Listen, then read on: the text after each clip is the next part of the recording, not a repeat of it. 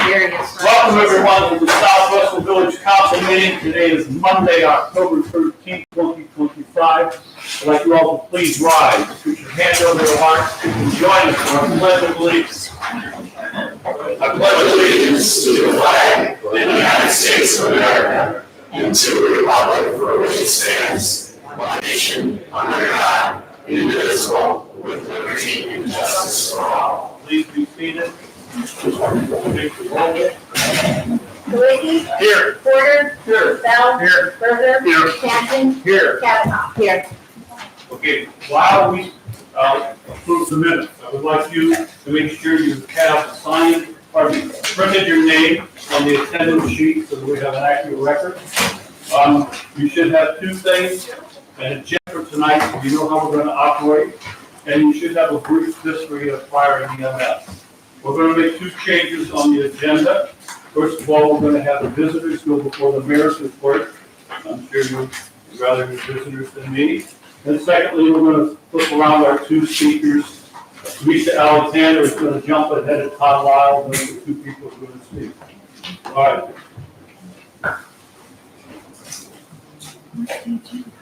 You want to whip it through here?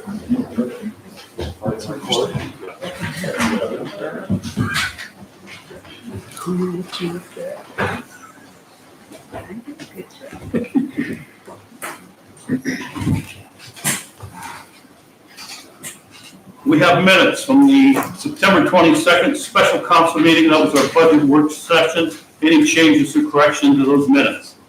Move to approve the minutes. Moved by Porter, seconded by Canton. All those in favor say aye. Aye. Opposed, minutes have passed. We have minutes of the September 22nd regular council meeting. Any changes or corrections in those?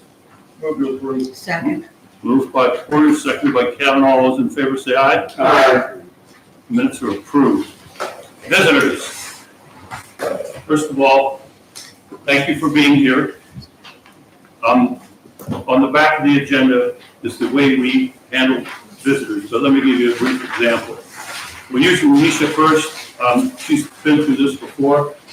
When I recognize you, she'll come to the microphone, stand, and give her name and address. After 3 minutes, I'll signal her that she has 2 minutes left. Speak to us as a group, not as individuals. And after 5 minutes, I'll thank her. She will remain standing in case we have any comments or questions that we would like to ask. And then everybody in this room gets a chance to speak. So there'll be no repeats until everyone has been heard. If, for example, some of you are here do not want to speak publicly, or some of the people out on YouTube tonight do not want to speak or be, pardon me, they're never involved. But I'll be here tomorrow at 4 o'clock in the afternoon. If you want to come and see me, if you have anything you want to talk about, or, on your way home, you have a question or two, come back tomorrow at 4.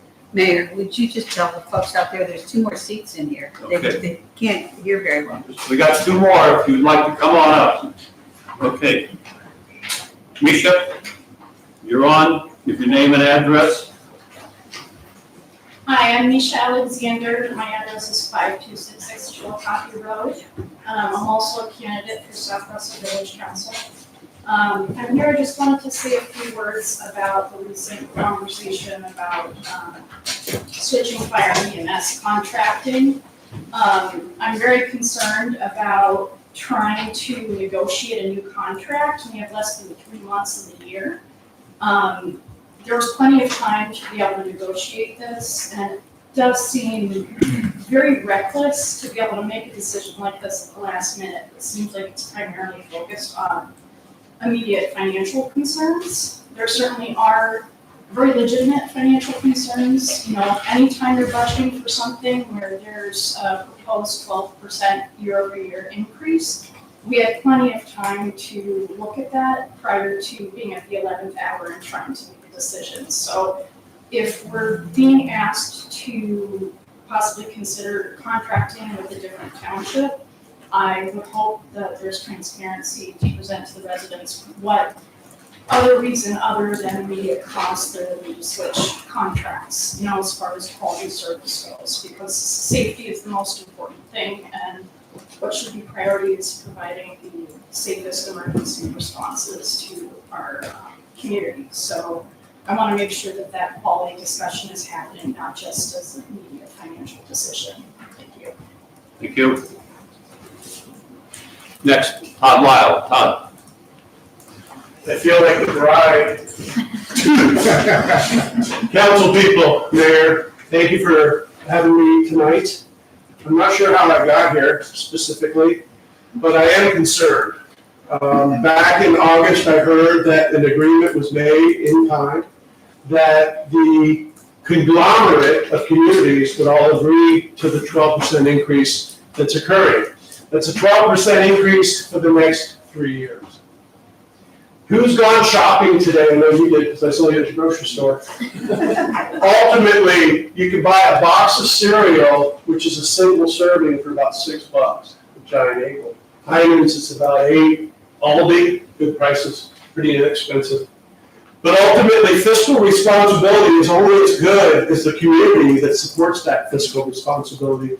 I'm concerned because here we are at the 11th hour, and we don't have a contract. My mother, who ultimately died at Hillcrest, but my mother was rescued by this very fire department. Years later, my father was rescued. And because of that response by people like Katie, Frank, John, Jim, and the rest of our community members were there. This isn't about financing, it's about community and continuity. So first off, shame on you. This should have been taken care of back when I understood by the mayor, from the mayor, that this was agreed to in kind. Right? So that's a fiscal issue, but that's also an ethical commitment that they made. For the rest of you, I appreciate fiscal responsibility, but it's about continuity. Continuity in the community. If there's a fire downtown at Heinens and Chagrin Falls, and there's a mutual response, which we have agreed to, mutual response, what happens when there's an issue out of 306 in Kingston? Or wherever it might be, that we need to be able to rely on our emergency services. Make sense? So we have fiscal responsibility, and that's an issue. But you can't have that if you don't have a community. And again, the members of our fire department here are also members of the community, and I'm looking at several of them right now. So I'm going to ask you, please, let's put this to rest. Please. A box of cereal is $5 right now, and we're going to argue about cost increases? Again, fiscal responsibility is only good if you have a community to back it up. So please, Mayor, everyone else tonight, Dennis, my friend, fellow veteran, could we please close the book on this and move forward? Because we've got a heck of a lot more problems right now than worrying about whether or not someone's going to come get my mom tonight. I make my point? Maybe. Thank you. Thanks, Todd.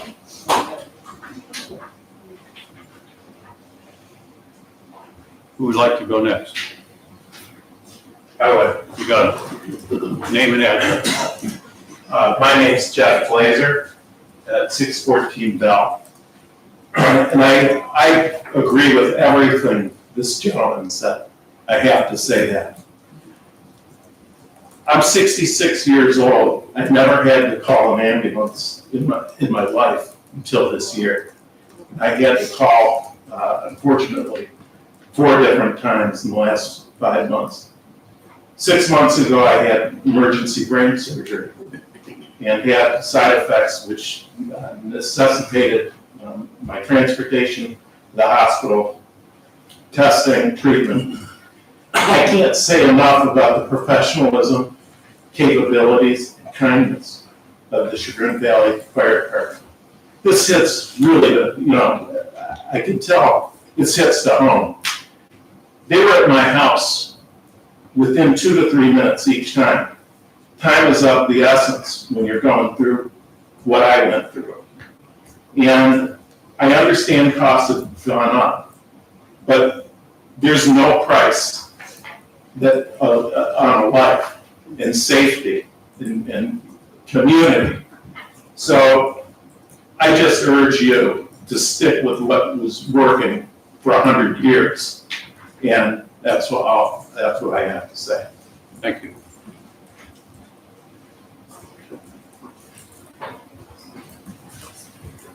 Tom?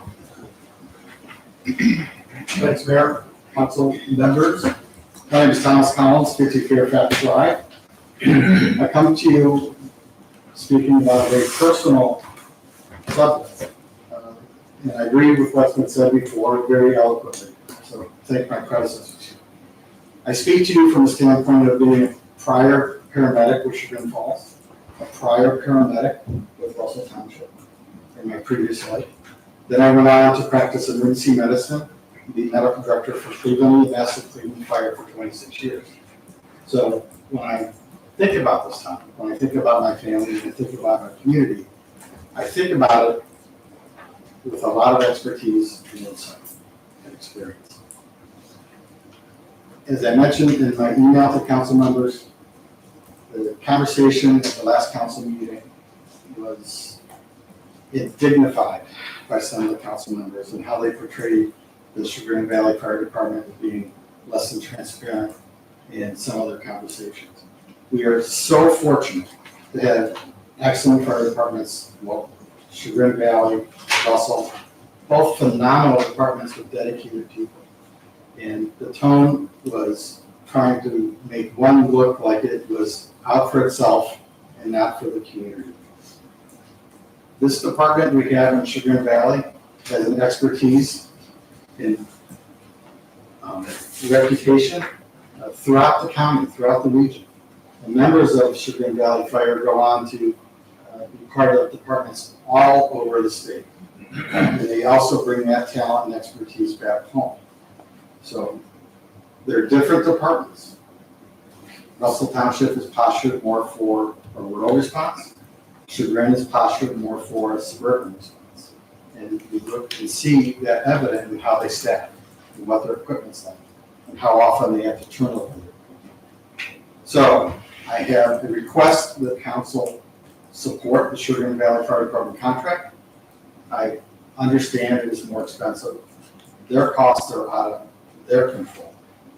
And you can thank private equity for that, for buying the fire engine and ambulance manufacturers. So I ask council to support it. I ask council to call for a vote tonight and settle this once and for all. I agree there's more important things we need to worry about.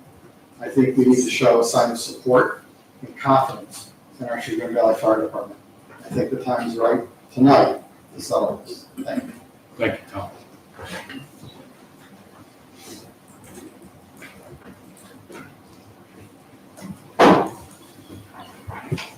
Yes.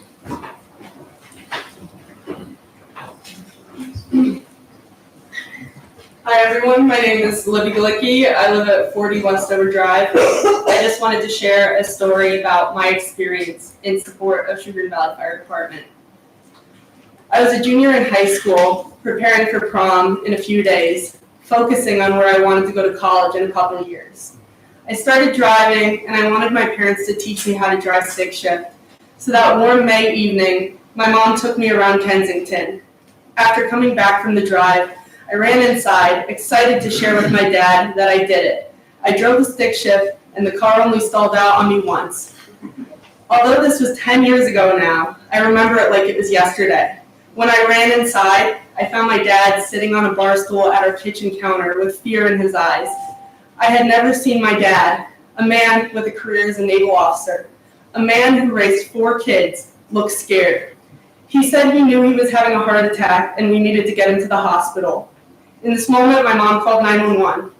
Even though I knew I needed to be strong for my family and for my dad, I had to leave the room because I was bawling uncontrollably at the very real possibility of losing my dad.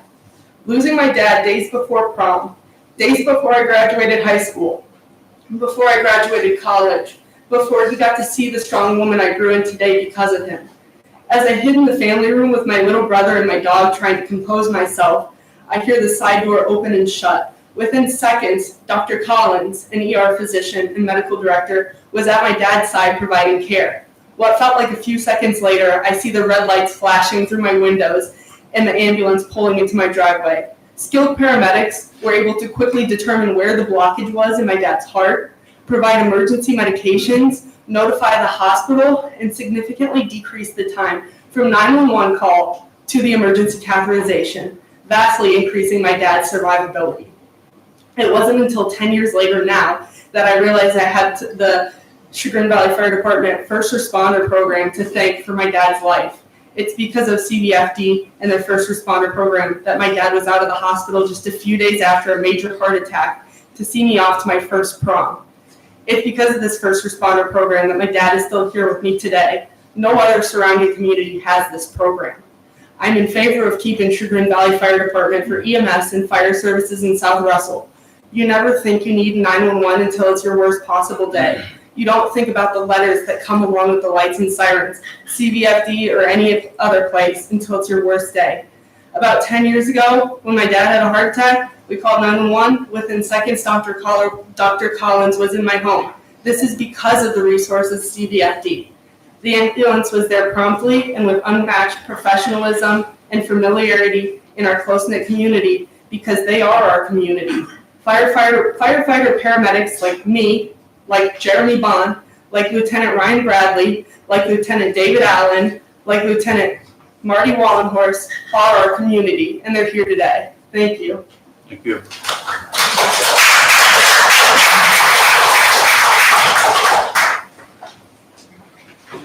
Mike?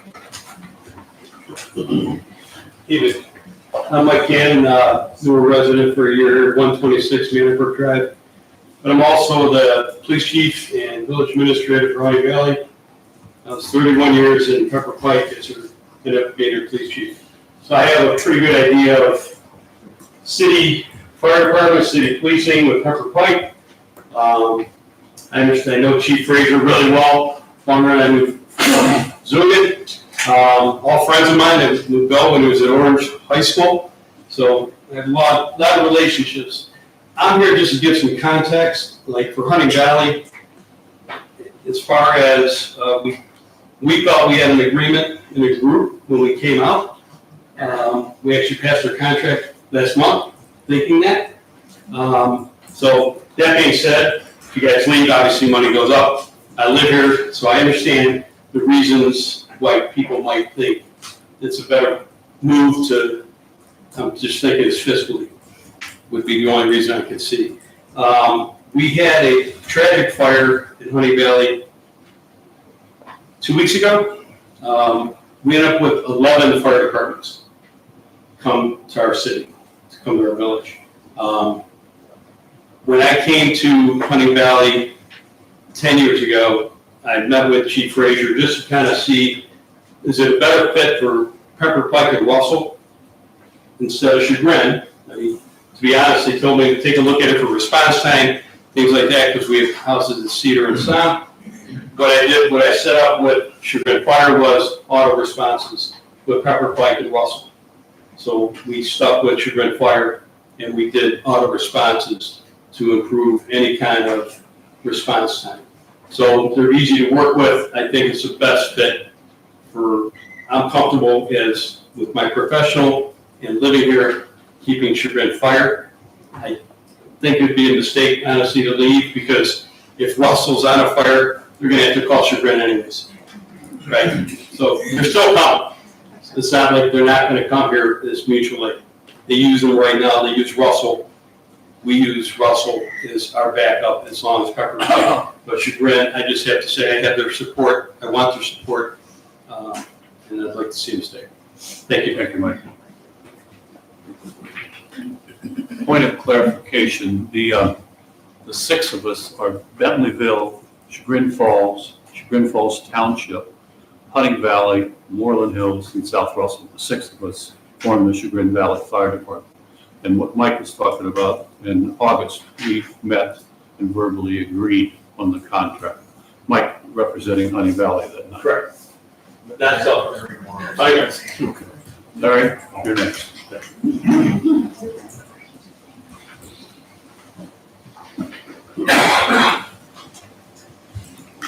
I'm going to be brief, but because I know each and every one of you personally, especially Jerry.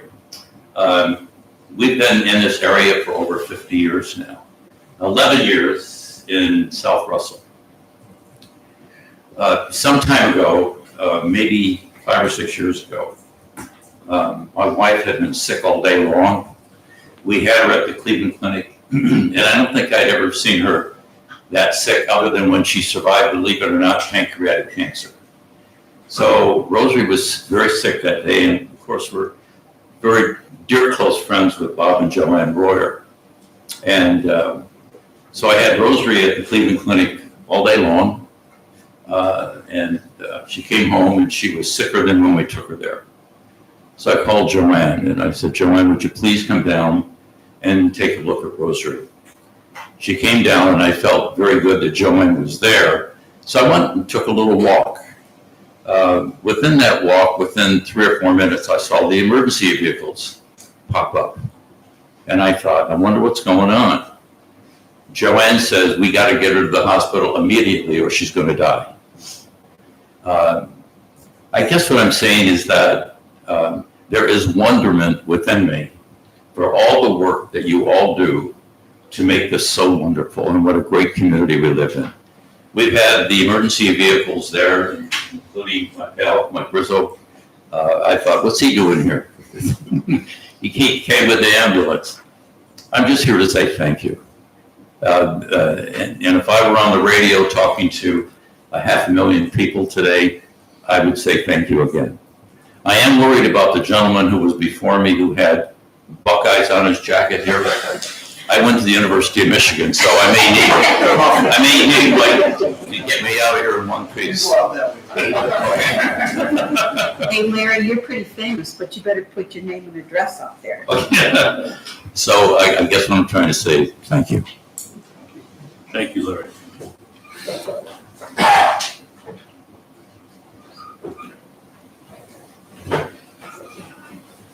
Good evening, Todd Dietzel, 16 Forest Drive. I speak for Todd, Amy, and Avery Dietzel.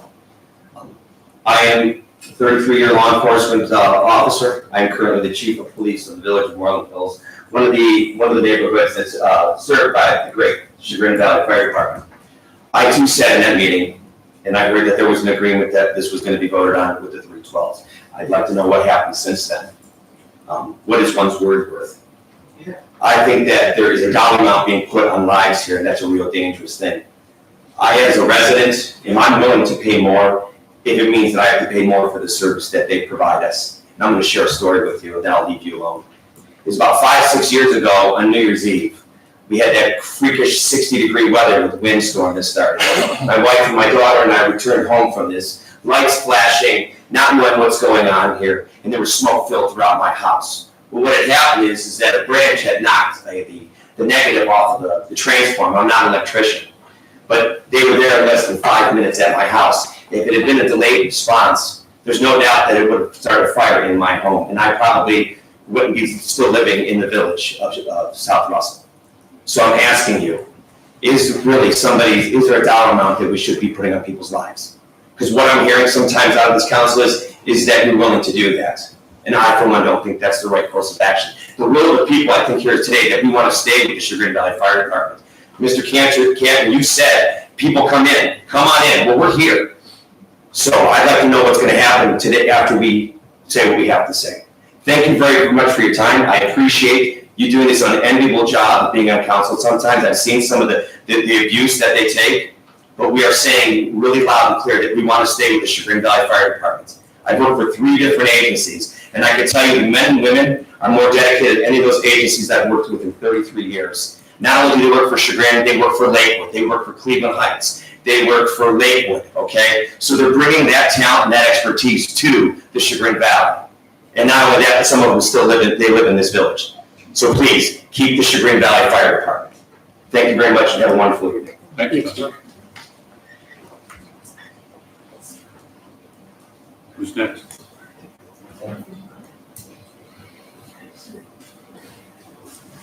Steve.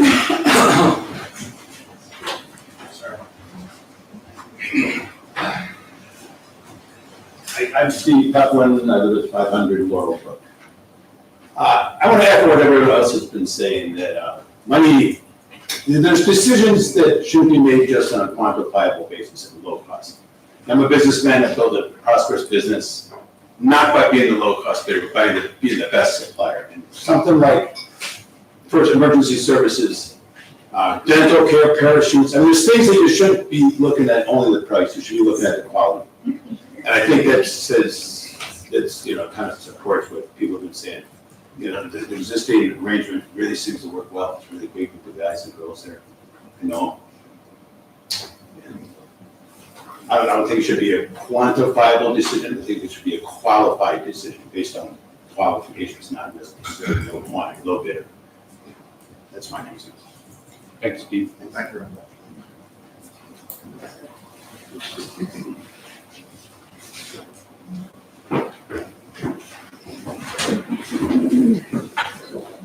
Hi, I'm Debbie Hatback.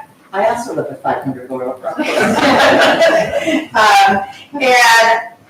I think the Sugar Valley Fire Department's good. I think Russell Fire Department's good. I think all of our services around here, we are incredibly fortunate to have first responders that are amazing in every district around here. We are very, very fortunate. My concern with Russell is their volume is around 800. South Russell, or Chagrin Valley is around 1,500. For them to make up, the calls and the response, if they picked up South Russell, they got to have another 50% increase in their people, their apparatus, their fire engine, whatever else they need to get you a call safely. You can't hire and train people in 3 months. I mean, if anybody can hire anybody now to do anything, let me know, because it's very hard to find somebody, let alone be qualified. Our department knows where our streets are. They know the people, they know the village. I could probably, I'm sure I could say I'm Debbie Hatback and they would know where I live because they got a cat out of my wall. But I'm just saying that, it's important for them to know where we live. I don't think that you've given adequate amount of time for Russell to first put a qualified bid together, and they deserve that nonetheless. I'm all about, having an open, book for everybody to have a chance to, give their best bids. Do I think this was fair? I do not. Do I think it's fair for the other, the rest of the Chagrin Valley to now have to recoup all our costs if we leave that? I think that is bullshit. And even though a lot of them have a lot more money than all of us, it's still bullshit. So I really, really appreciate everybody. If you want to go out for bids, you got 3 years. Sharpen your pencils and put it out a little earlier. So that's my 2 cents. Thank you.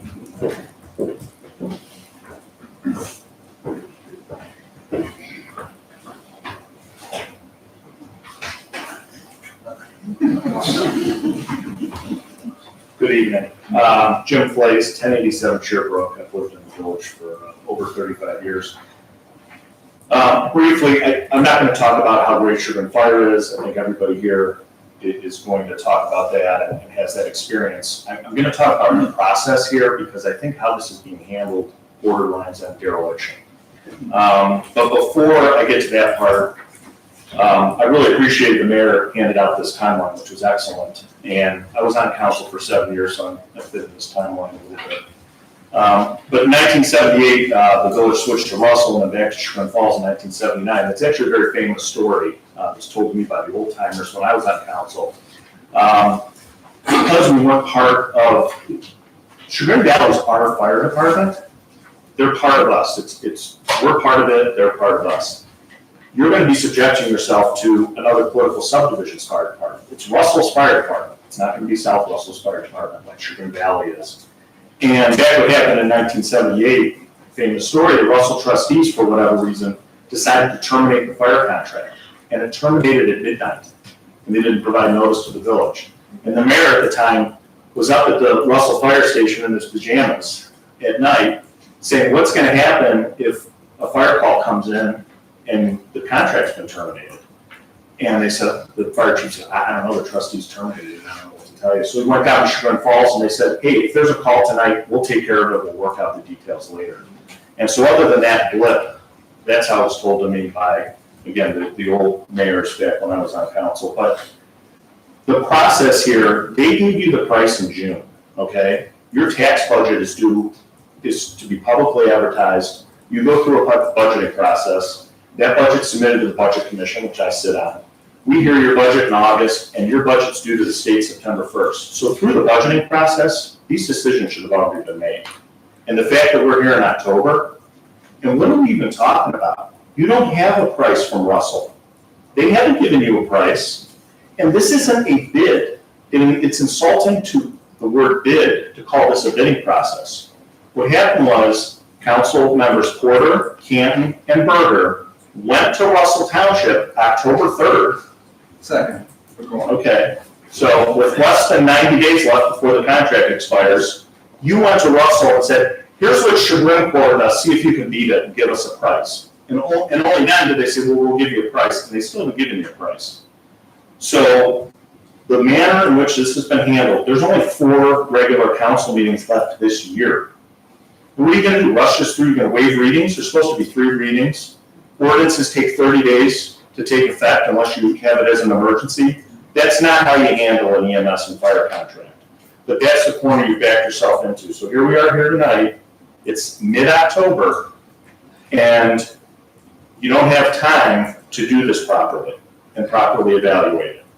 That's the problem I have. That's, all of you get paid to do a job, and you haven't done it. This should have been handled. If you want to do this, that's fine, that's your prerogative, do it in July.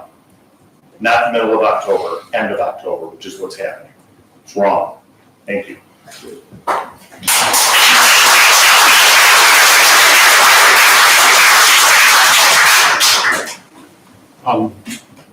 One correction. When I was sent to Russell Township to ask for a bid, in the email to them, I included the price Chagrin Falls was asking for. Don't ask me why. There's all sorts of terms, brain farts, just stupidity, but I told Russell what Chagrin was asking. So I made that clear, it wasn't the 3 councilmen, but that was back in September that I did that. Who's next? Yes, come on up.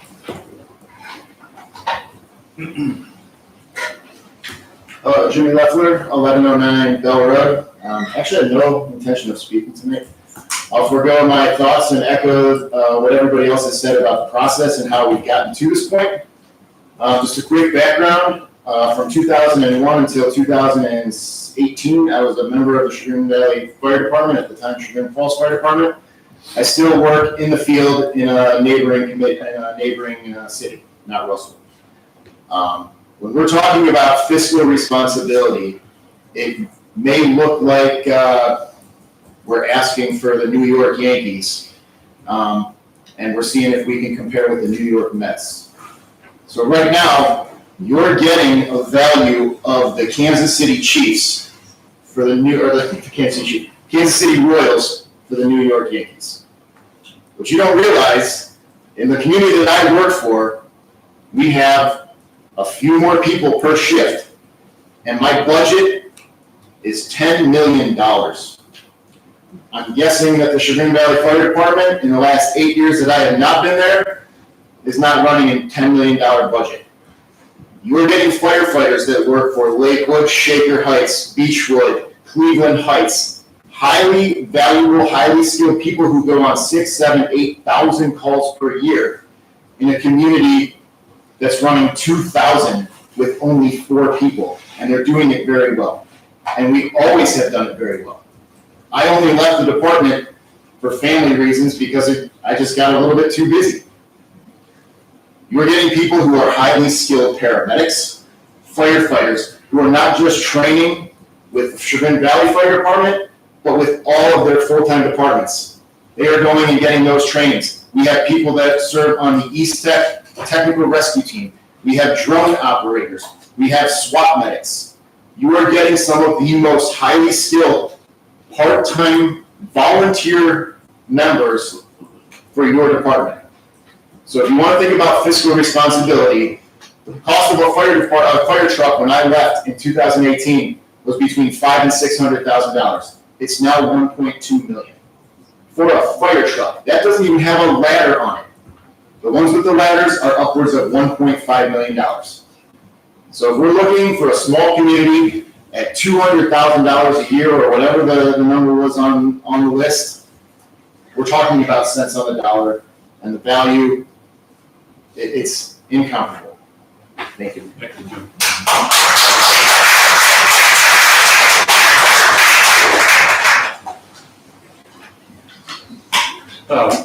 Mark Better. Yes. Mark, point of clarification, you're a $2.4 million operation. I believe that's the proposal, yes. Yeah.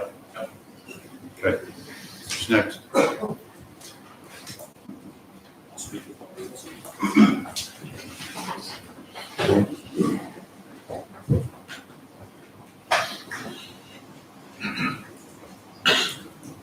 Mark Vetter, 15761 Hemlock Road. I just want to clarify, because there's been several statements made that Russell's proposal, or at least it sounds like Russell's proposal, will be less than Chagrin's. We don't know that at this point. We don't have a price from Russell. What I do know is what the current budget is, what the current per capita cost is. Their current per capita cost for Russell on their published budget that they have on their website is $222 per person. We're currently serving you at $152 per person. With the total increase that's in this contract at the end of 28, with the ambulance billing included, we would come up to $222 per person per capita. So I don't know what Russell's will be in 3 years. I can't imagine they're going to offer you fire protection at less per capita than what they're charging their own residents. So I find it implausible that it will be less. You may want to find out, but I do want to point out that the assumption that it's going to be less is not correct. Thank you. Thanks, Mark.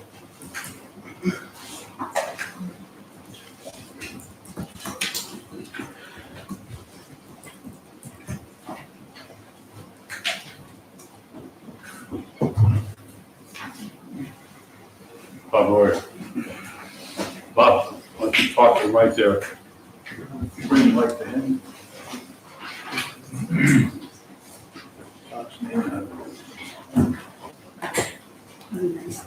I'm Bob Royer, live at 233 Manor Brook, just down the road. My bride told me to stay seated, and she's usually in charge. But as Larry Morrow said, she helps a lot of people. But one of the reasons that I'm alive today is because of the Chagrin Valley Fire Department. You know, they picked me up 3 times. I spent a lot of time in the Navy, and as a result of that, have a number of different issues. And when you talk about quality and care and the ability to really make a difference, that's what Chagrin Valley Fire Department provides, both individually, you know, countrywide. I'd just like to say that your most valuable things in life, obviously, is yourself, your loved ones, your home. And we have excellent care in those departments. And to go someplace else, regardless of the cost, to me, is jumping in the fire. It just doesn't make any sense. That's all I have to say. Thank you. Thank you, Don.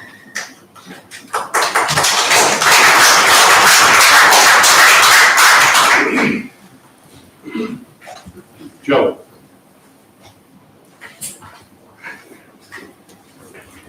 I'm Joe Franzese, and currently I live at 45 Wolfman Drive.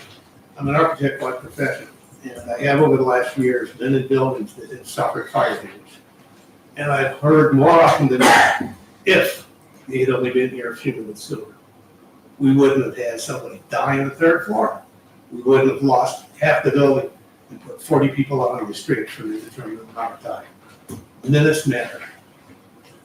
On a sad, hopefully someday sad note, eventually I'm gonna have a heart attack. I would really rather not have my wife wondering if and when the guys are gonna show up, so I can go out with the lights on, rather than having a sheet over my face. That's it. I can go with that.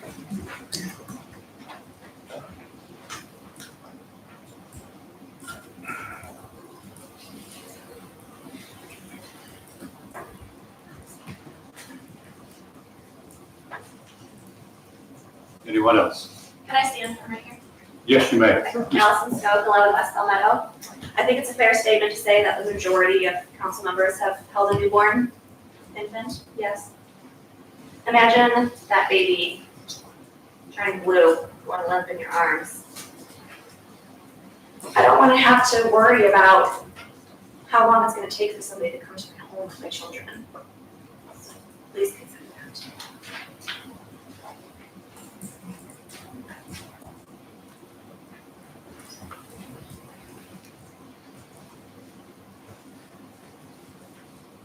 We're getting your last call there. So, anyone else? Yes, sir. Bill Partain, 83 Maple Hill Drive, 23 years, South Russell resident. I served on the Chagrin Falls Fire Department from 2000 to 2012-ish, so I'm pretty intimately involved with Chief Dugan and Chief Vetter. I've been around the pre-hospital emergency community for the majority of my adult career. The reason that there's such high quality paramedics and professional firefighters and people that are living in our community and serving it is because of Chief Vetter and Chief Dugan. They've been vetted tenfold. And I think it's an insult that we have to sit here and they have to defend over, whatever, how many thousands of hundreds of thousands of dollars. I'll happily pay more money. We're all paying more money to pay for everything that we're doing right now. So if it comes down to paying more money, as a resident, I'll pay more money. We're getting a service that's way higher quality than a lot of the surrounding communities. How do I know this? Because I've worked there. I know the people that work there. If you guys are looking to cut costs or pinch pennies or whatever to make this happen, let's look at some of the service you're providing with the trash, free trash pickup and this and that. Cut that stuff out so we can keep this high quality fire service. I'll gladly do that. But the reason that it's such a good fire department is because of Chief Vetter and Chief Dugan and their leadership, and people want to be around them in this community because of them. So that's all I have to say. Thank you.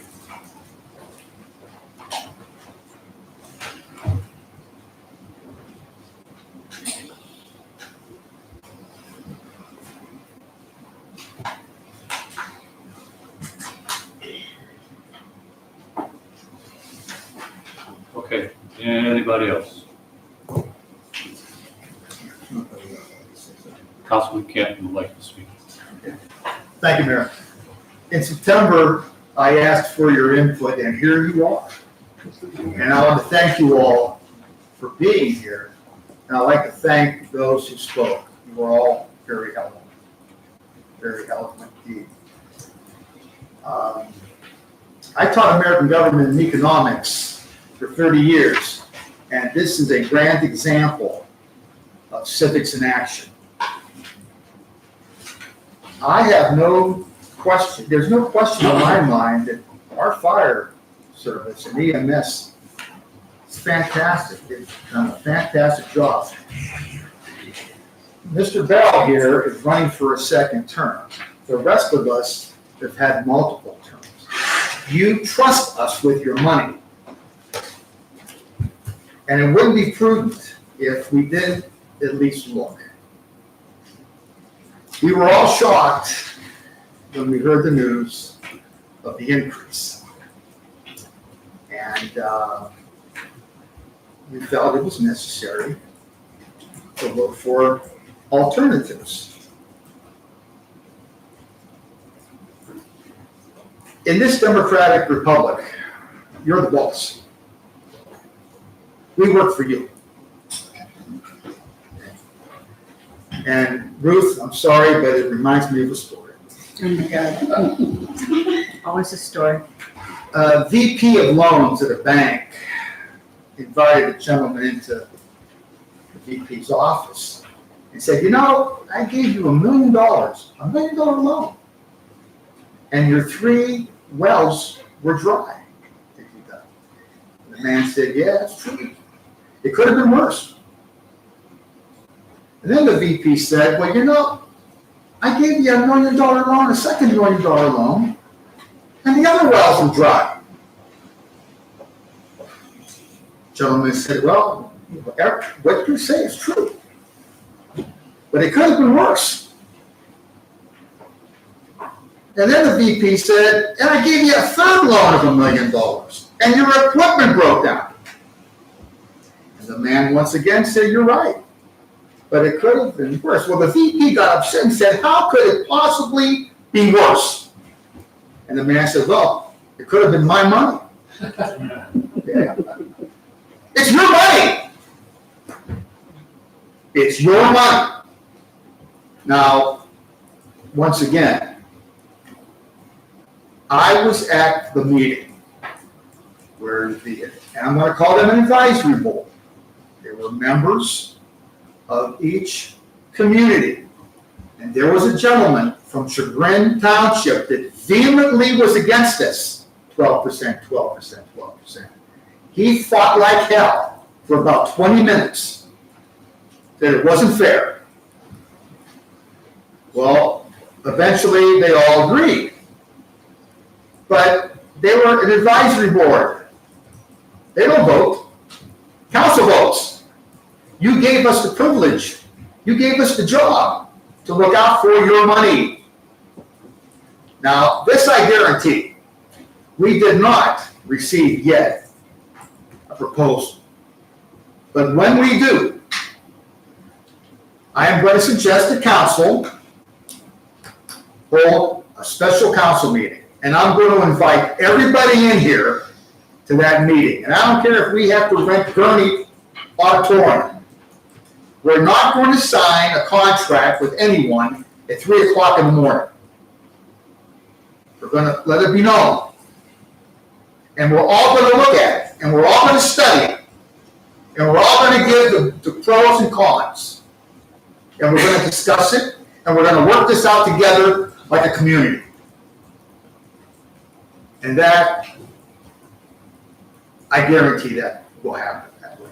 Because, as I mentioned, you're the boss. Yes, sir. Is there anything prohibiting council from calling for a vote on this tonight? No, the only, I say I don't have the 3 votes to pass it. Don't speak for us, please. No. Okay. I want point of clarification. Because legally, you do not have to wait for any return of information from any other municipality. You have a proposal in front of you for Chagrin Valley. I think you're all hearing very clearly the will of the community that have elected you and entrusted you to help you take care of us, just like our party. I ask the council to call for a vote. I second it. Second. And also, where are your ethics, my God? Where are your ethics? You have, you give a commitment and you renege on it. That's all I'm saying. So, as I mentioned, the advisory board gave the commitment, but it's up to the councils to say yes or no. We have a great parks committee here at South Russell. They're advisories. They come to us and say they would like to see X, Y, and Z done. But that doesn't mean council agrees with it. So I think there was a miscommunications, most likely on our part, or the advisories part, yeah, I was at the meeting. And they agreed, but they had to come back to their councils, and the councils would have to, or trustee, and would have to vote on it. And we're not quite there yet, sir. I need to clarify, and Mike and Todd, you're both there. There was a presentation on August the 13th of fire department. It was our third meeting with the fire department. 6 communities were there represented. Todd represented the mayor of Moreland Hills. Mike Cannon represented Hunting Valley. And then, again, Kathy Hale from Bentleyville, Bill Tomko from Chagrin, and John Finley from Chagrin Falls Township, and myself.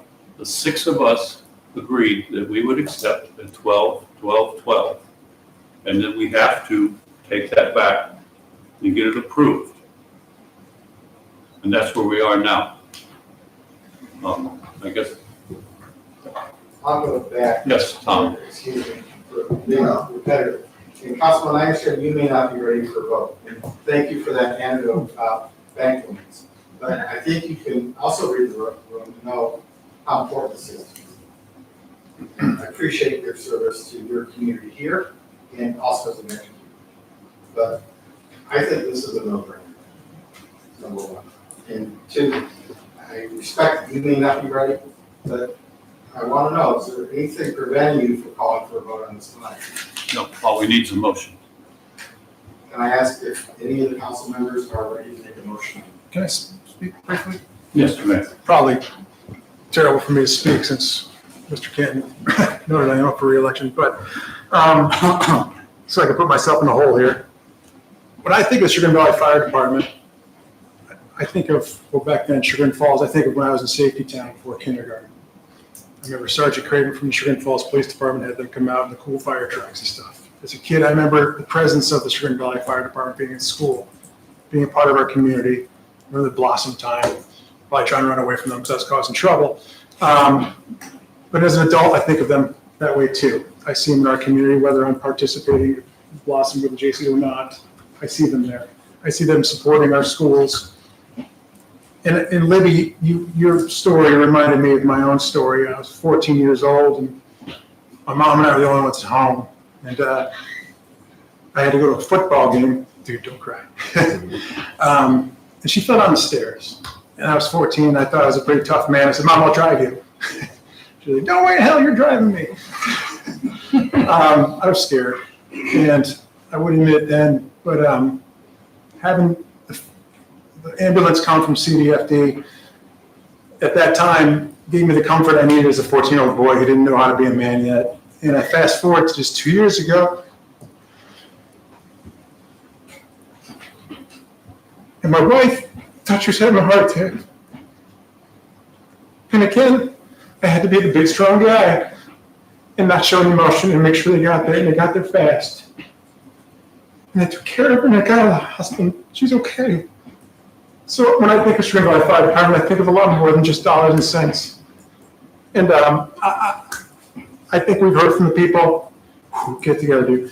I think we've heard from the people a lot this weekend.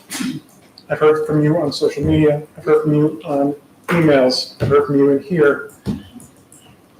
I'm comfortable moving forward with the motion to accept the Chagrin Valley Fire Department contract tonight, if you guys are. Was that a motion? That's a motion. I second. Okay, may I ask for a roll call vote? And We're going to have a discussion. I'm sorry, guys, by the way, that was pretty unprofessional. All right, it's been moved and seconded. You're talking the town 2026 to 2028 contract. Yeah. Okay, discussion. This is what council talks about. To me, it's an issue of 3 factors: equipment, qualifications, and cost. When we got the increased information in early July, we were not pleased with that. And Mayor, with this brief history, when you have the cost sections put out and you show the increase, I would just simply note that in 2025, we're paying about $532,000. In 2028, we'll be paying over $200,000 more. And that's the kind of increase that I don't think I can just swallow and say, okay, yeah, we'll just go along with that. I think it's our duty to find out if there's another alternative. I think Jerry was right about calling people in to hear from the voters of South Russell. I think that was incredibly important. And yeah, as Jim Flays pointed out, we don't have a proposal from Russell at this point. We don't know for sure what they would do. We don't know if they would ask for more money than Chagrin Valley. But I think when a increase of that magnitude in a village that has about a $3 million budget, it would be derelict not to find alternatives, if there are any. We don't know that there are, but we would be remiss in our duty to you and not find out. Because the last thing I think anybody here wants to see is a levy in a couple of years for a fire district to fund this increase. Everybody here says they'll pay for it now, but we got, what, 75 people here? We have 3,200 voters in this village. While you all are pretty unanimous in what you're telling us, and I have no problem with Chagrin Valley, the service they provide has been outstanding. And I'll add something to your story, Chris. My mother had a problem, my father had a problem, we lived in Hunting Valley. Who shows up to take them to Hillcrest? The Chagrin Valley Fire Department. They were on the job and on the ball. Russell's 3 miles away. Chagrin's about the same. And when we went to the trustees in Russell, we wanted to hear their proposal because that 12% increase every year for 3 years won't break our back, but that's an awful lot of money to demand 6 months before the contract expires.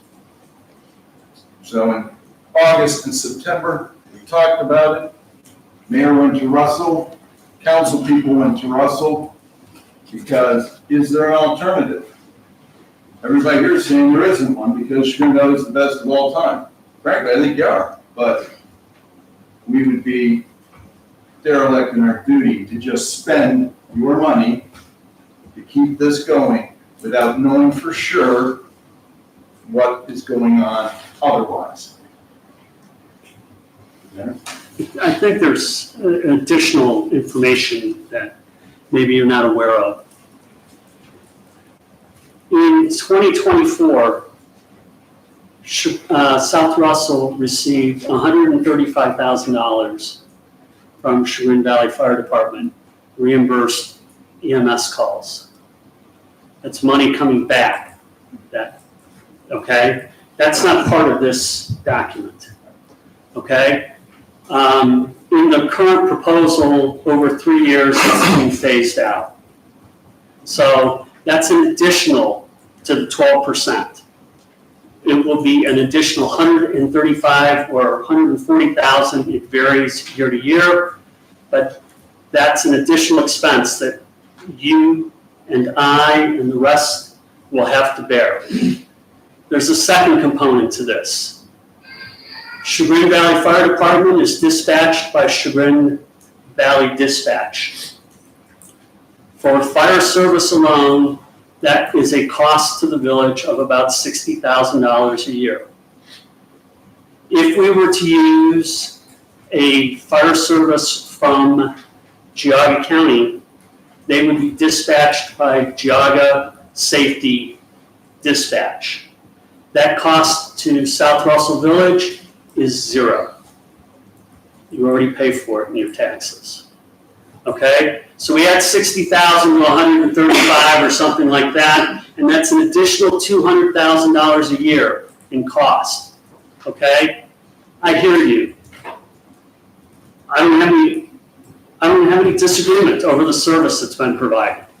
But if I look at $200,000 more to the contract and $200,000 additional costs That's $400,000 a year additional. That's double what we're paying today.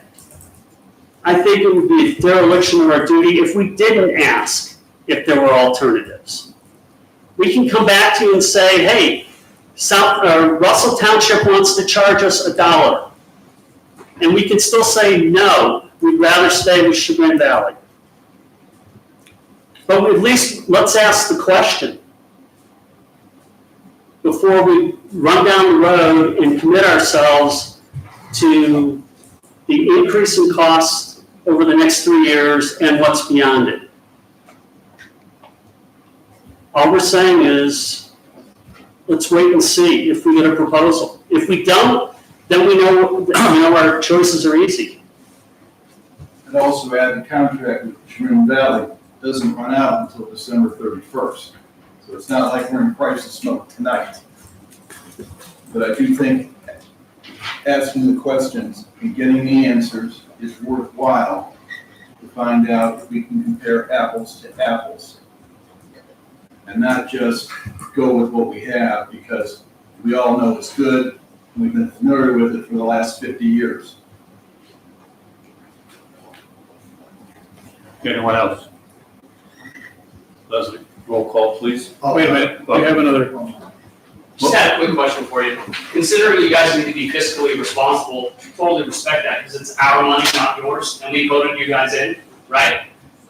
Were you guys, or did you guys get a proposal for free police services from Geauga County because we pay for it in our taxes? Their budget's over $2 million. You want to save some money? Take their budget. Right? That's $2 million. You can pay for the fire service. Just asking a question. All right, Jeremy, give your name and address. Jeremy Bond, 1241 Bell Road. Councilman Kent. Okay, I have an answer for you. Please. Okay. A few years back, there were a couple council people who wanted us to do away with the building department. And Councilman Berger and I fought that. And we kept the building department because we knew that the homes in South Russell were getting a little bit older and people would be remodeling their homes. And we couldn't depend on Chardon.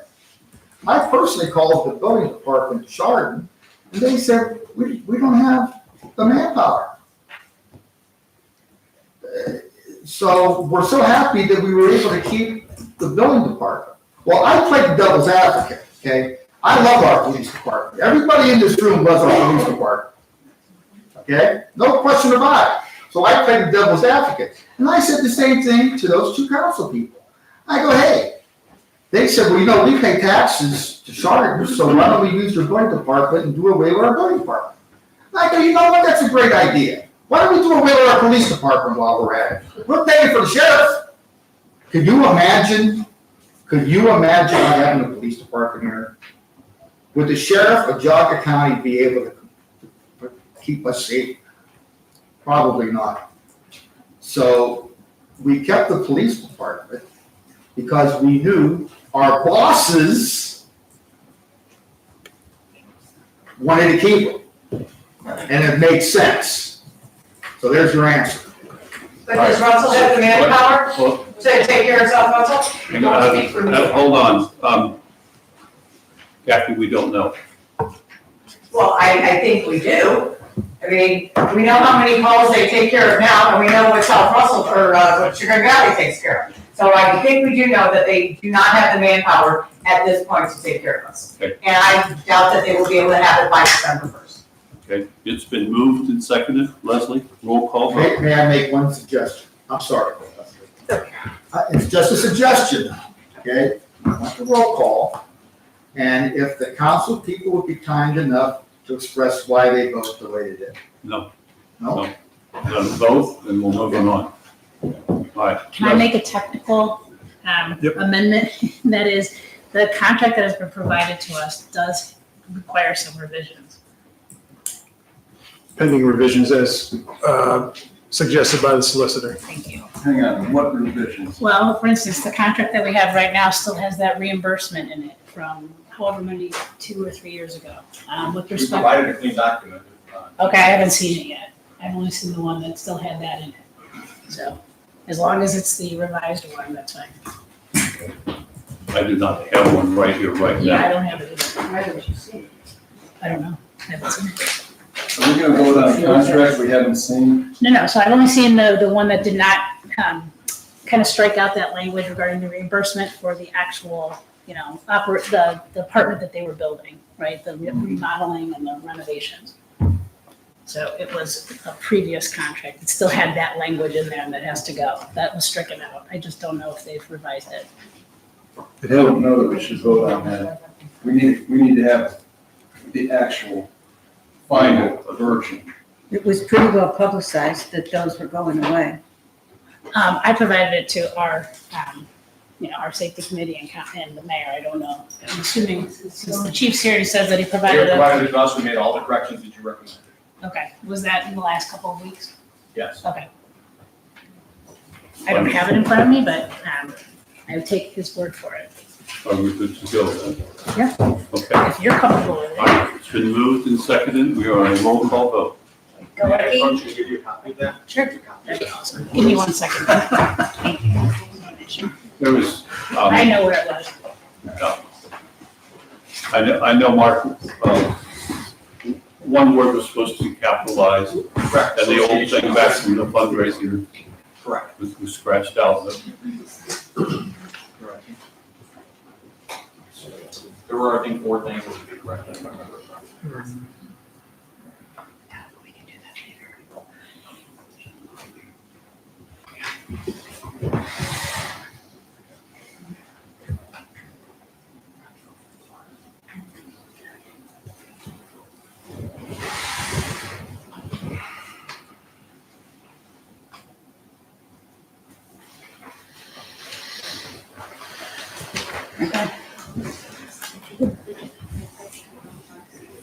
It's good. Galicki, For the assemblage, I just want to be upfront to say, one of my daughters is employed by Chagrin Valley Fire Department. As such, I have been advised that any discussion that I make or any vote, yea or nay for the contract, is construed to be a conflict of interest. So my vote is I recuse myself. Porter, No. Bell, Yes. Berger, No. Canton, Yes. Kavanaugh. Yes. No, contract passes 3-2.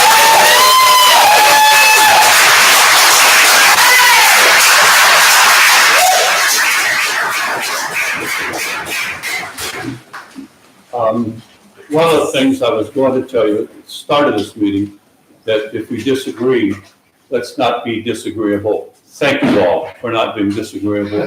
Thank you all for spending your Monday night with us. We're going to take a 10-minute break. And first, one last thing. My reporter from the Chagrin Valley Times has worked diligently on this, and she has done a great job of trying to communicate with you. So, thank you very much. We'll take 10 minutes. She's Kaylee, by the way. Oh, yeah.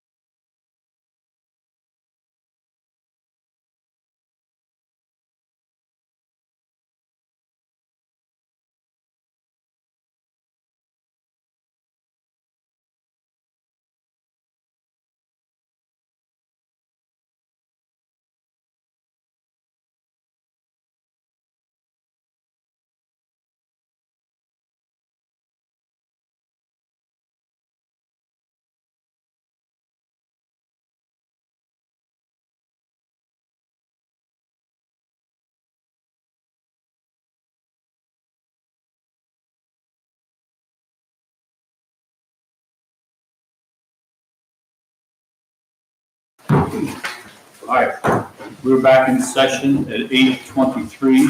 Solicitor, I probably should have had a motion to take an adjournment, but just, I'm allowed to take a break. All sorts of things, yeah. All right, we're gonna move on. We are at the mayor's report. The mayor's report is in front of you. It's a page and a half long, and I'm not gonna keep you here late. Most of it is very good news. Just a lot of nice stuff.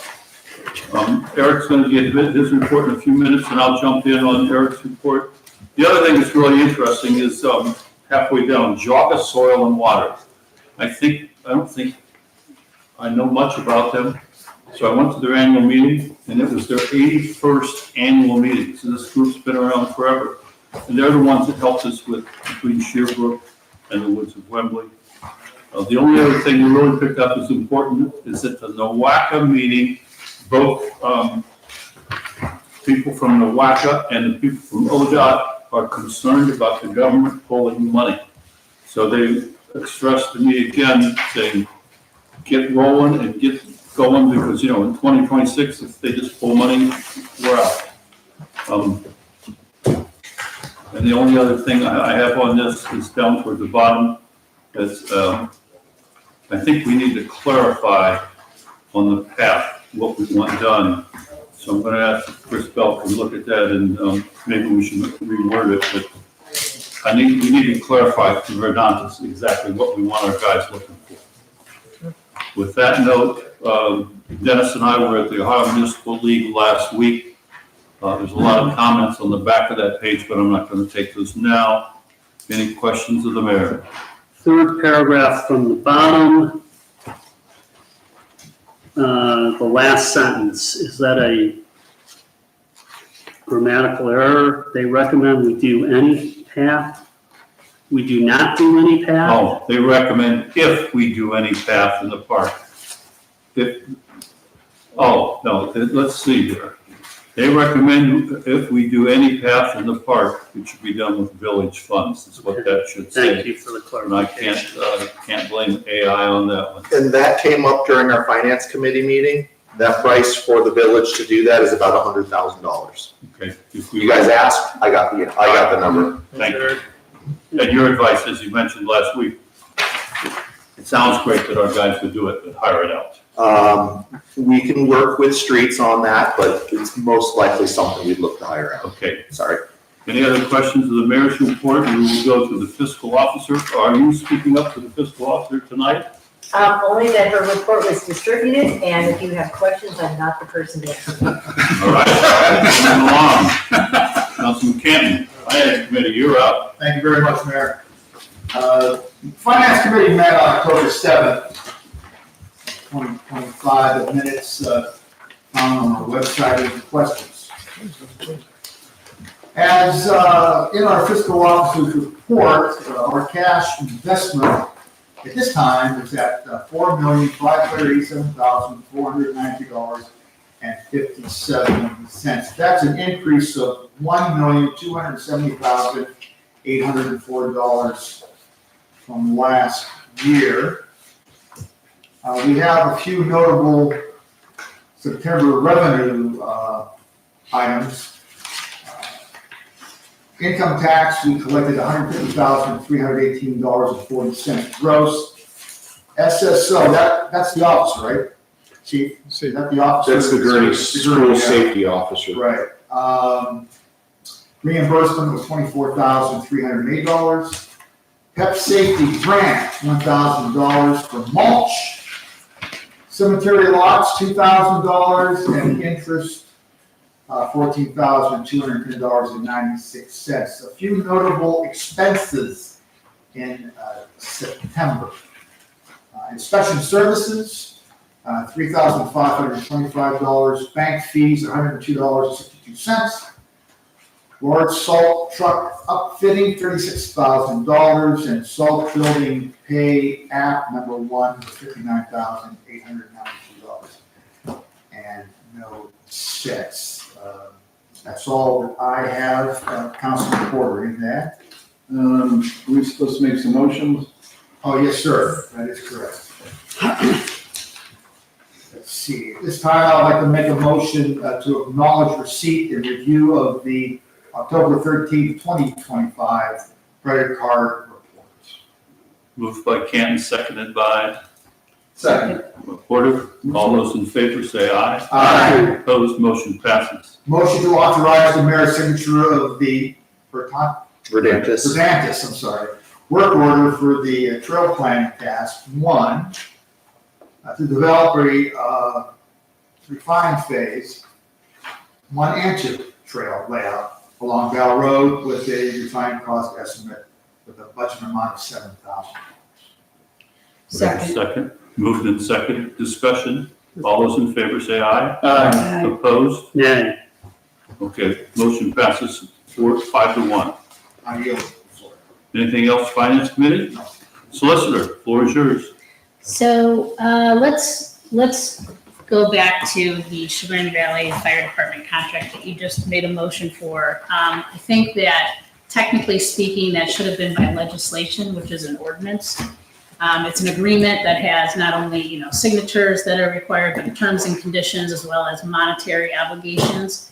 So what I think should be done during the ordinances and resolutions, or we can do it now, is to repeal the motion that was made, because technically it's a nullity. Even though there were 3 yes votes and 2 no votes, there's technically still needs to have 4 affirmative votes in order to pass. But in any event, since it's an agreement, it still has to be by ordinance. So we can put it on for first reading.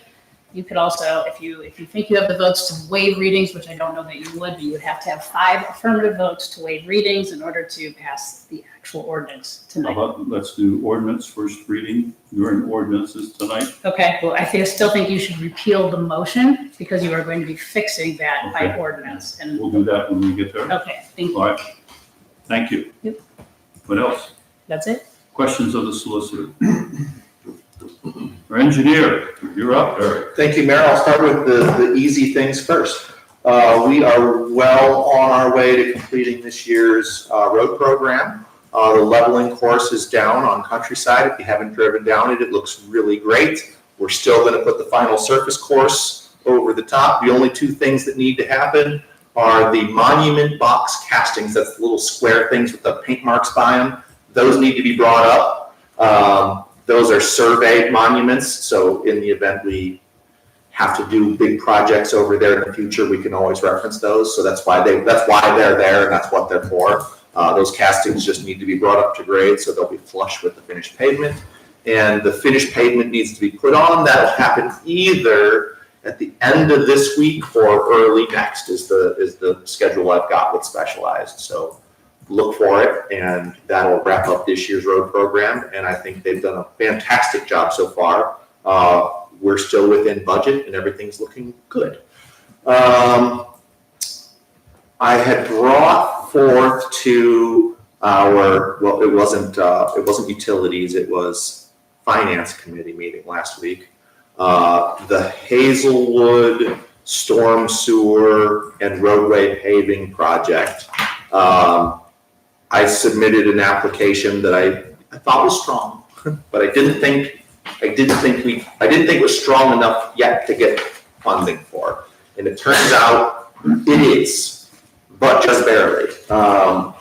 The estimate for the Hazelwood storm sewer replacement and roadway paving is $700,000.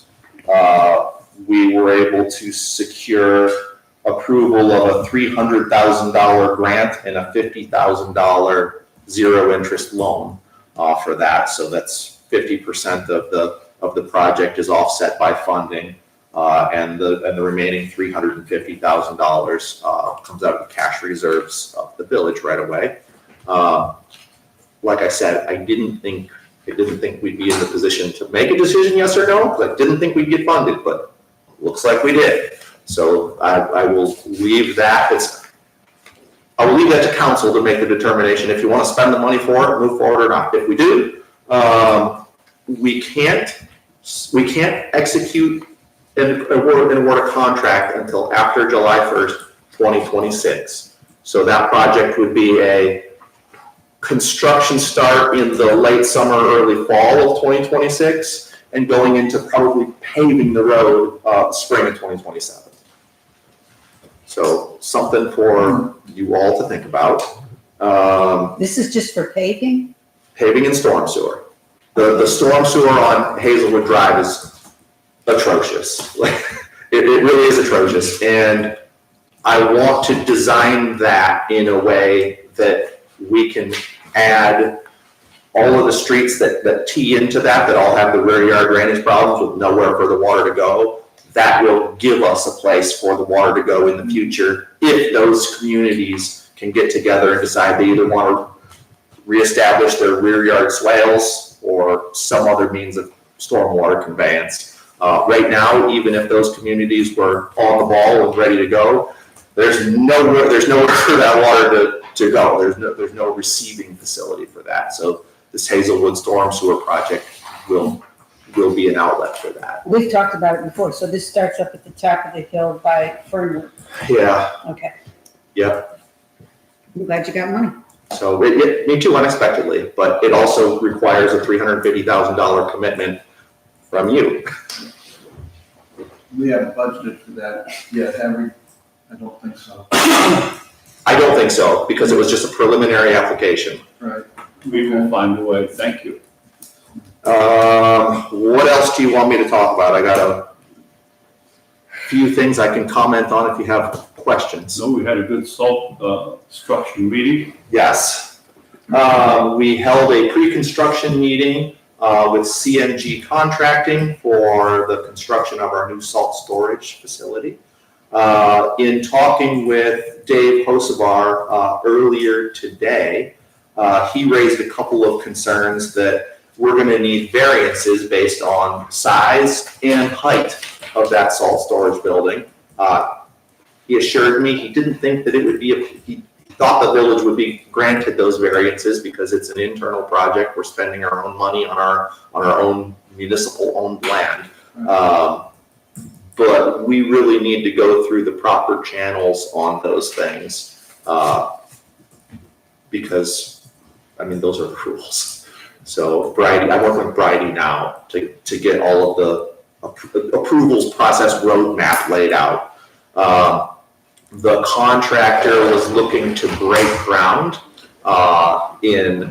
I talked to Nick this morning about a week or two, and I really, really want to keep my foot on the gas here, but I also want to balance that with I don't want to get ahead of myself with the approvals that need to happen. So we'll work through as expeditiously as we can to get those approvals and to get the groundbreaking and construction rolling. Planning Commission and then BZA, I think. Planning Commission is Thursday, ARB is next Tuesday. He's thinking Wednesday the 23rd, I think. I thought we were doing BZA first and then ARB. I didn't realize we needed variances, so I didn't see, I think that's fairly new. Yeah, I just found out about it today. So the planning commission is meeting Thursday. Actually, Wednesday night is BZA, but I doubt we'll be able to add this. I don't know. You can always ask and see, but yeah. Planning commission is actually, it's a rescheduled meeting from last week to this Thursday. The next BZA would not be until November unless BZA held a special meeting. So we, out of courtesy to them, should mention this Wednesday night and schedule a BZA meeting. I mean, if there's any way to talk to even the building department and see if you can, I doubt you'd be able to since it's a variance and there's notices that are required. But in any event, I think that you're looking at a November meeting or a special meeting of I would BZA. respectfully push for a special meeting, just to, we have concrete to pour before winter happens. Don't those have to be posted for 10 days? Well, not only that, it's really the surrounding property owners that receive notice. Yeah, So so there's notice requirements for sure. I think out of courtesy to the BZA meeting, because those people prepare ahead of time.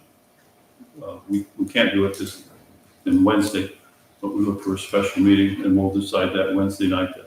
So we're talking about construction of the salt barn next year. No, if we have a weather window, and have all of our permitting ducks in a row, I think we can build this thing in November and and get everything, get the forms filled, get the forms stripped, and get everything under roof before December. We can pour concrete safely and without much special consideration all the way down to 30 degrees. So historically, we've had 30-degree temperatures and up through most of November. I'm banking on that. If the weather turns and we all of a sudden get a big cold snap, well then yes, it'll have to wait, because I'm not going to authorize pouring concrete in freezing temperatures that could be detrimental to us. We're paying for it. We should get the highest quality job. So certainly, Councilman Porter, weather is a consideration. Eric, I know at the pre-construction meeting that the issue, I think that the contractor may have offered that there's also blankets, once you get into that range. Absolutely. So is your position that they use things like blankets when the temperature gets iffy there? Yeah, absolutely. So you're okay with that? Absolutely. You're not just saying hard and fast 30 degrees, no? No, I'm saying once we start getting close to 30 degrees, we're going to have to take some special measures. Right. If we start getting close to 0 degrees, we're off the table. If we're 10 degrees, absolutely not. I don't care how much heating and blankets you provide. I don't want to take the chance there. So Dave and I had a long discussion about, Dave Hosevar and I had a long discussion about this today. We're both in lockstep on that issue. We did the lantern the same way with the blankets. Correct. And he brought that up. They poured the lantern close to 0 degrees, and everything was perfect and not nary a crack to be found. But that was with someone else's money. I won't take that risk with our money. So I gotta think that increases the cost significantly then. Not so much. Not so much. The CMG has the heating and blankets ready to go. Like they own all of that. So not so much. And we'll cross that bridge if we get to that bridge. Any other questions of our engineer? Just, I gave you the name of 3 engineering firms that are interested in serving as the third parties. Oh, for our Bell Road East, we need a third. This is a new NOACA/ODOT requirement. In the past, ODOT always provided that third party, non-biased review of the plans, but they don't do that anymore. So we have to secure an ODOT pre-qualified engineering firm that's not mine, to look at the plans that we generate to make sure they meet all of ODOT's requirements before ODOT will look at them themselves. And they're basically a plan. We have to hire an engineering consultant to just review the plans before we can submit them to ODOT. That's what's on the agenda tonight. Does that come from the legislature, Eric? I don't know. Honestly, It's one more layer. kind of blissfully ignorant on the world of ODOT. I just have to follow their current rules. It's my understanding, we have to do a separate proposal for the third party for the path and the road. Correct, correct, because they're different qualifications. Okay. It might be the same third. It might be the same third party. Wins the bid, whatever RFP. Okay. The companies were Hess and Associates. They're right out in Newberry. We work with them. Baker Company, they've done a lot of trail work. And then American Structure Point.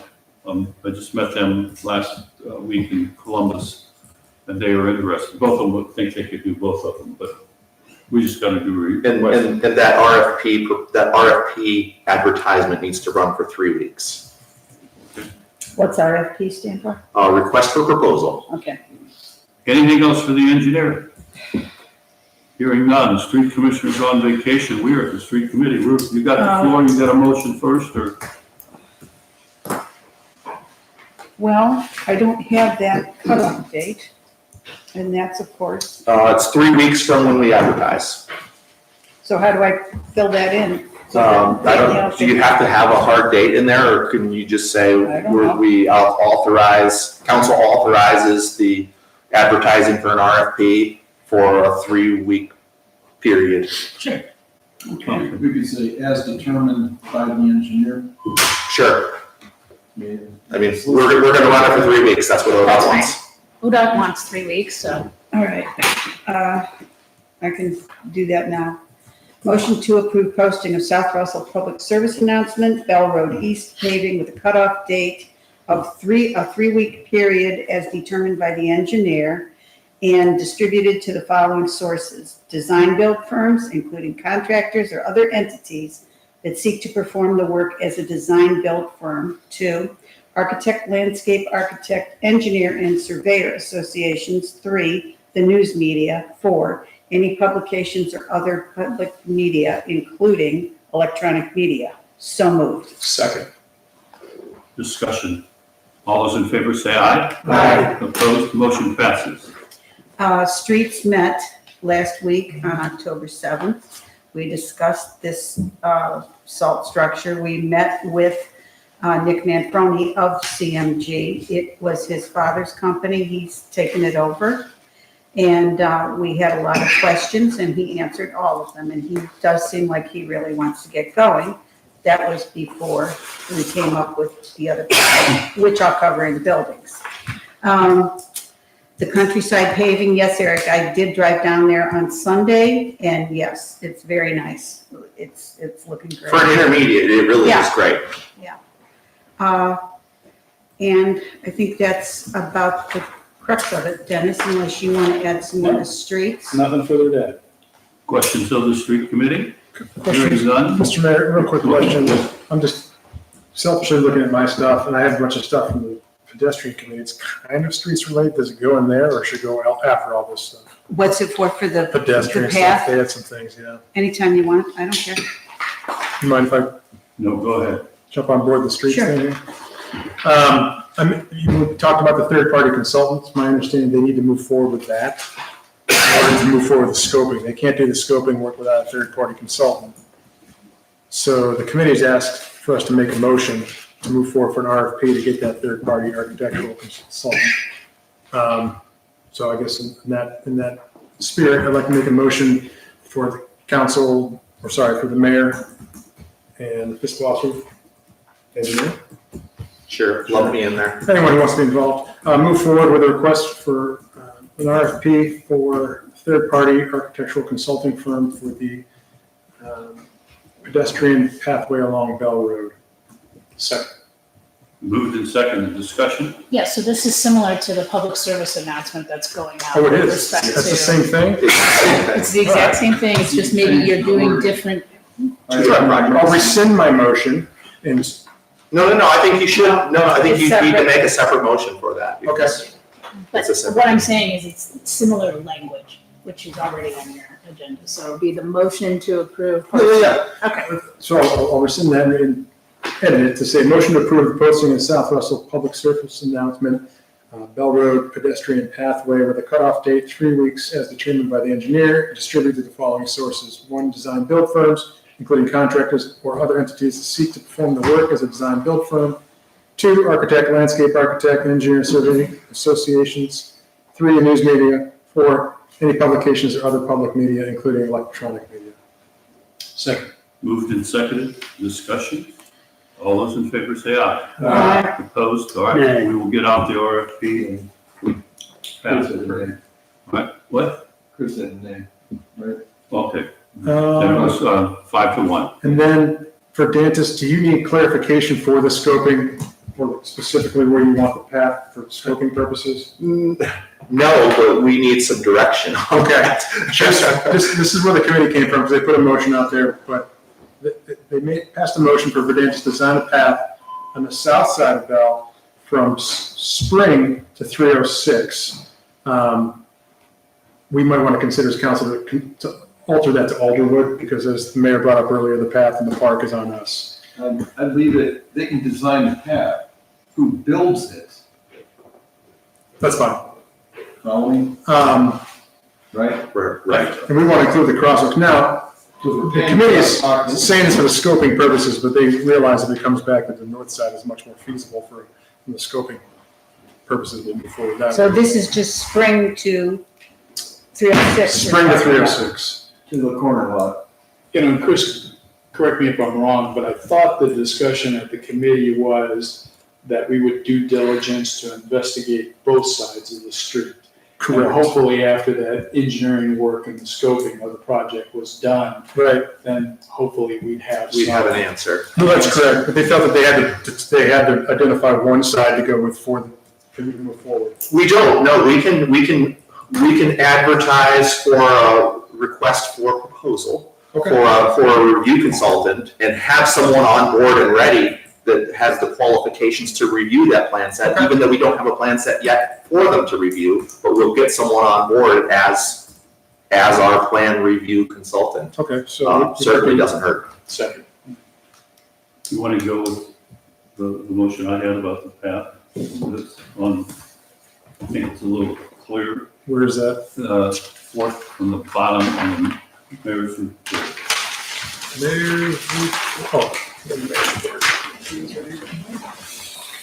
Make a motion that Hernandez be instructed. We have a motion. I do have a motion.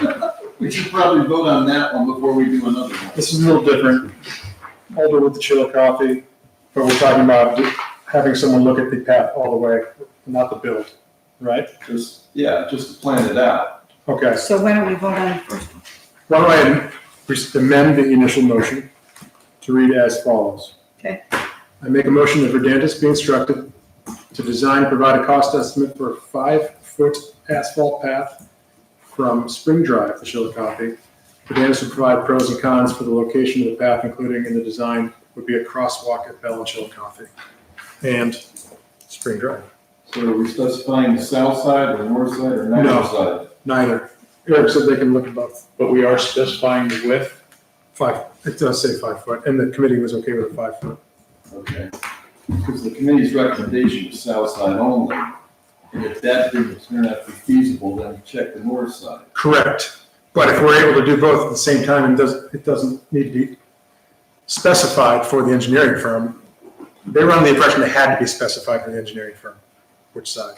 Okay. And that's where the issue came from. All right, are we all square as to what we're going to be voting on now? Well, that adds quite a bit for a crosswalk at Bell and Chillicothe. Yes. Okay. Everybody squared away? That's just to scope it, right? Yeah, just Right. to scope this out between Alderwoods and Chillicothe. Well, the motion is for Spring Drive in Chillicothe, Mayor. Yes. You're gonna, Yeah, we'll figure out what all that looks like with the scoping, and then we can move forward with the build process separately. okay. Any other discussion? All those in favor say aye. Aye. Opposed? Yeah. And then Motion passes. one last thing from the committee. And Chief, this came from you, and correct me if I'm wrong, about potentially moving forward with the crosswalk to Gurney now rather than waiting for a pathway. Is that correct? Yeah, that was a suggestion that we could do. That was in the original plan of safety back in the day when the crosswalk situation came up. So, again, that's up to council if you guys wanted to move on that outside the scope of the crosswalk. Okay, can we make a motion to build a crosswalk for Gurney? Sure. I'd like to make a motion to have the engineer explore building a crosswalk to Gurney School from Sugar Bush to the sidewalk in front of Gurney School. Second. Moved and seconded, discussion. All those in favor say aye. Aye. Opposed? Motion passes. That is it from the pedestrian and bicycle committee. Thank you for letting me A lot of work. take part in your street committee. I didn't know where it fit in. No problem. All right, was there anything else from the street committee? That was streets. The only thing I wanted to mention to Dennis, if he's available on November 13th, I wanted to go ahead and schedule meetings. You can let me know. Yeah, I'll let you know because my life doesn't go that far in advance. If you could send me a quick email or a text, I will let you know. Ruth, you're still up, the building committee. Building. So we also met on, I think it was the 9th, I'm sorry, I didn't write that date down. We met last Thursday.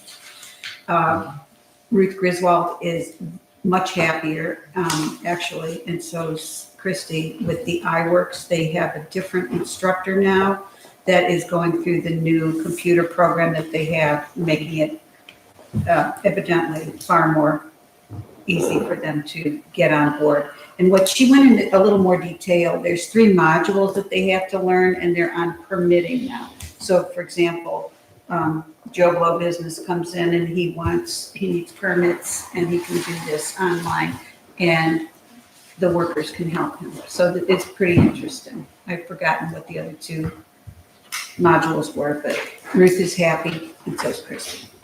Let's see. Adding on to what Eric had to say, it was unsettling to me to learn that the new salt structure does not meet our predetermined size and lot coverage. So Eric already went through that about what needs to be done. We already had set up the Planning Commission and ARB, and now we need to do BZA. It's a big deal. I have several comments on that, and Eric's walked out of the room. One of them is actually for you, Bridie. A certain township that I'm well aware of has their own blanket resolution where they can put up whatever building is necessary. This is my own phrasing. Whatever building is necessary for their municipality. Would it behoove us to do something like that, trusting in our judgment that we're not going to put up a pool and whatnot without approval? So here's what the law is. I mean, you certainly can pass an ordinance that says that, village projects on village property do not have to follow the process of zoning or building. I don't recommend that, but I will tell you that the law just says that the townships and the political subdivisions have to make reasonable efforts to comply with their zoning. And what we have done previously and in the past, our practice is to follow the zoning process. So we go through the Planning Commission, we go through the Architectural Review Board, which is technically not zoning, but I'm putting it all together. Right.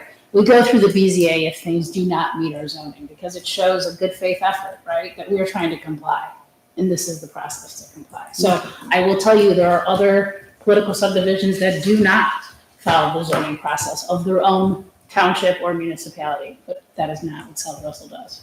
Okay. That being said,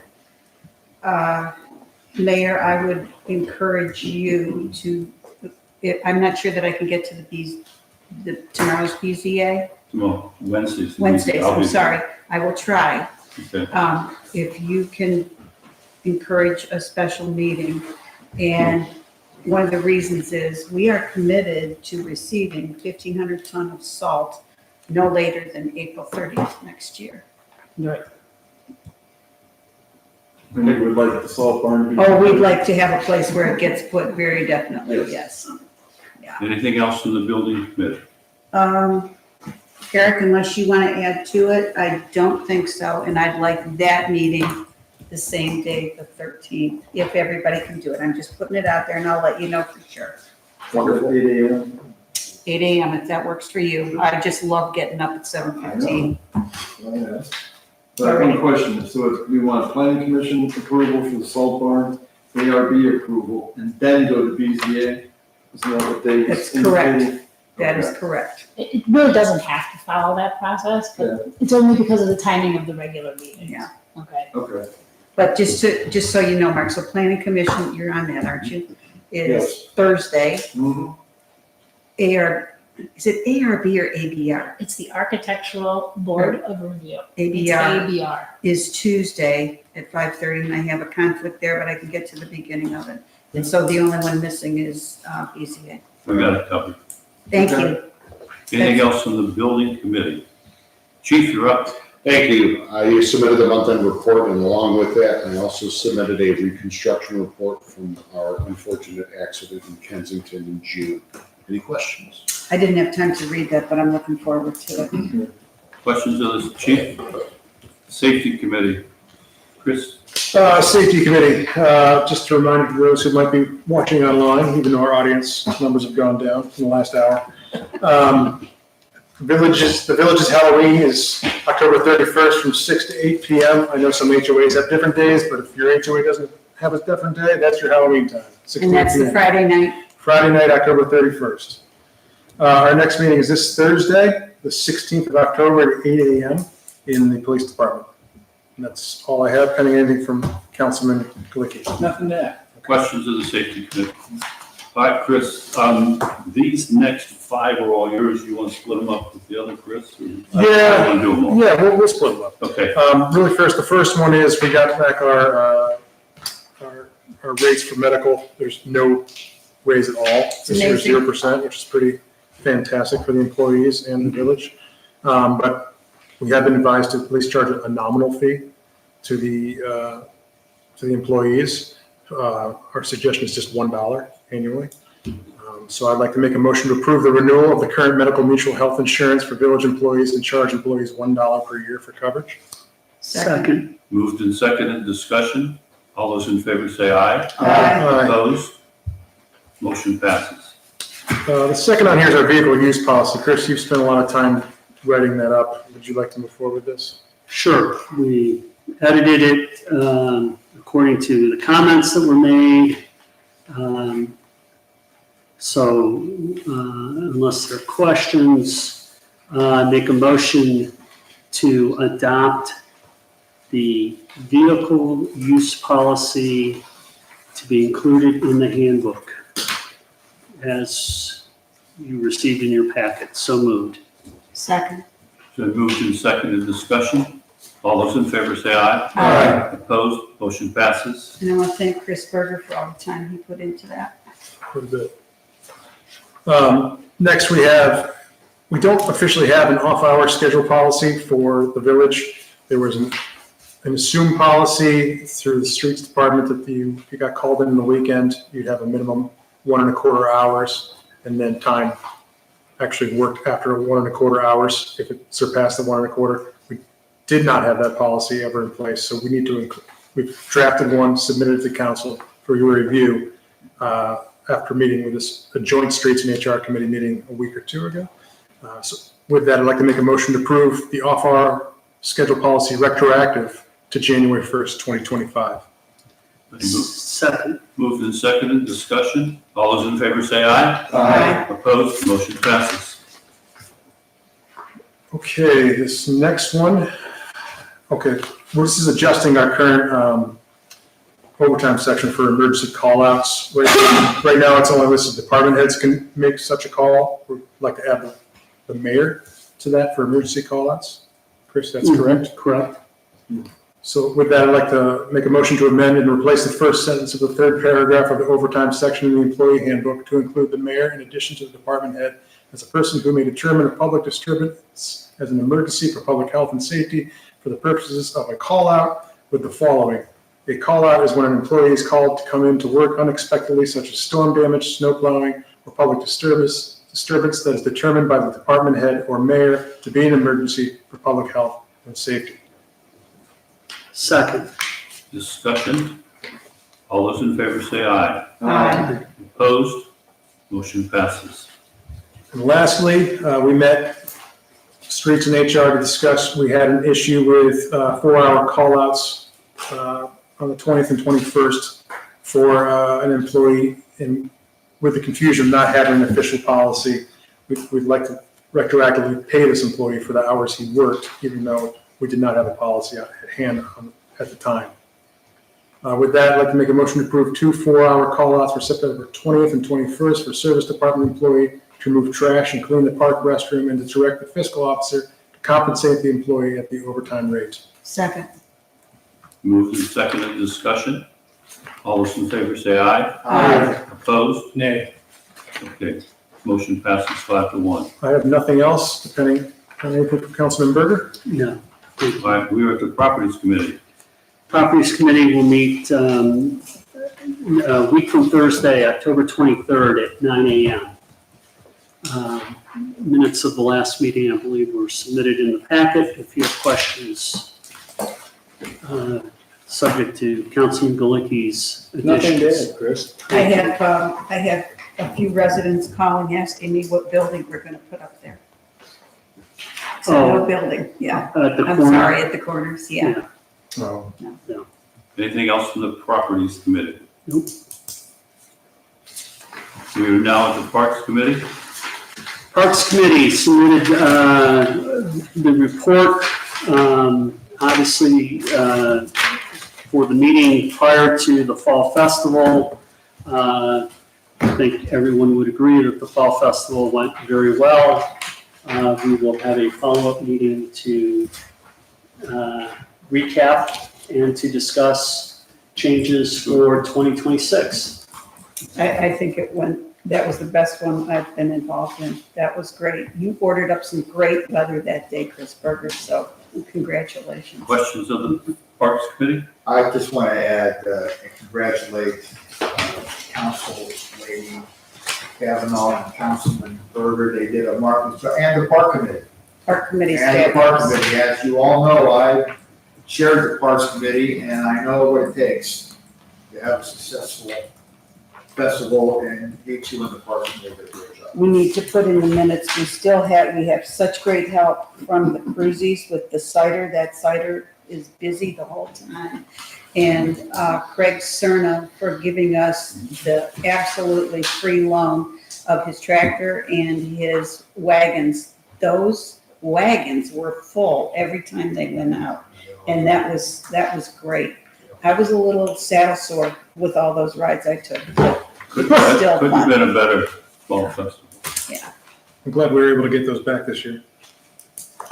Yeah. That's nice. The kids love them. People love the rides. And face painting. Face painting was Okay. great on Facebook. Anything else for the Yep. Parks Committee? No, Public Utilities Committee? Thank you, Mayor. The Public Utilities met, and minutes are in the package that came out to council. A couple of notes with regard to the OPWC funding for the Walters Road project. That bid was opened, and CMG is the low bidder, and there will be an ordinance shortly for that purpose to contract with them for doing that work, preferably before the end of the year, if at all possible. Jerry, the next public utilities and finance meetings, should we agree on a date? Whatever it takes. November 21st, 3:15, does that work for you? The 21st? It's a Friday. Thank you. It's the week before Thanksgiving. Okay, November 21st. Yeah, so finance at 3:15. Now, we were talking about perhaps also having finance the same.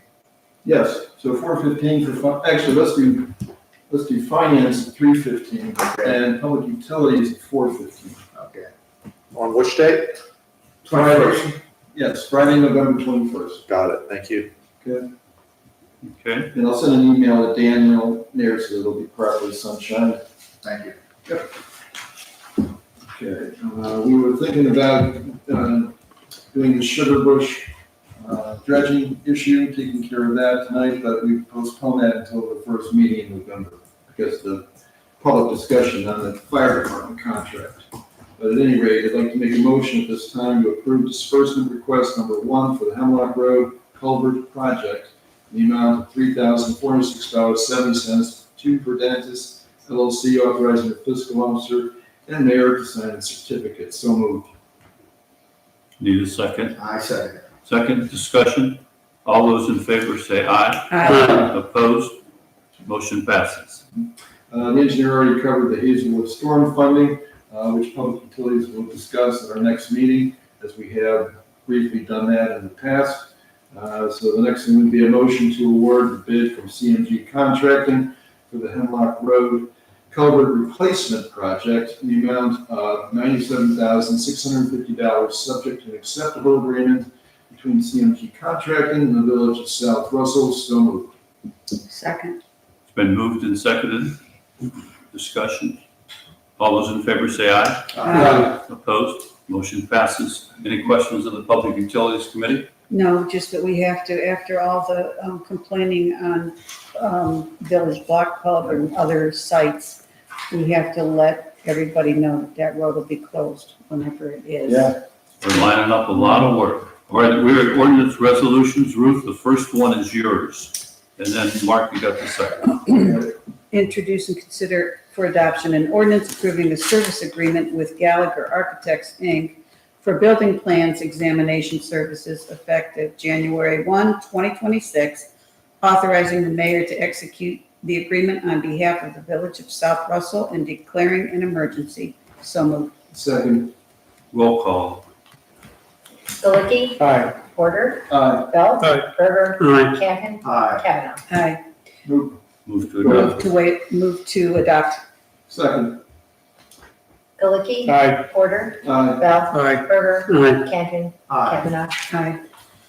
The ordinance passes. Mark, the next one's yours. Yep, introduce and consider for adoption ordinance approving the technical services proposal from the Chagrin River Watershed Partners to provide ordinance and stormwater management program update to the village in an amount not to exceed $5,104, no cents, authorizing the mayor to execute the proposal on behalf of the village, declaring an emergency, move to waive further readings.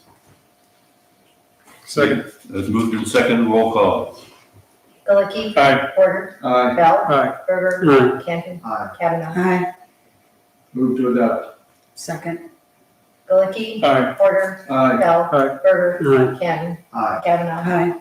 Ordinance passes. Chris, the next one, can you do the next one since the chief has become our ADP guru? Yep. Introduce and consider for adoption a resolution authorizing the adoption and implementation of the cybersecurity program policies of the Geauga County Automatic Data Processing Board and declaring an emergency. Second.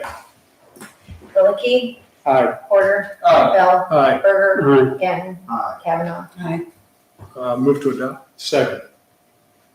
Galicki. Aye. Porter. Aye. Bell. Aye. Berger. Aye. Canton. Aye. Kavanaugh. Aye.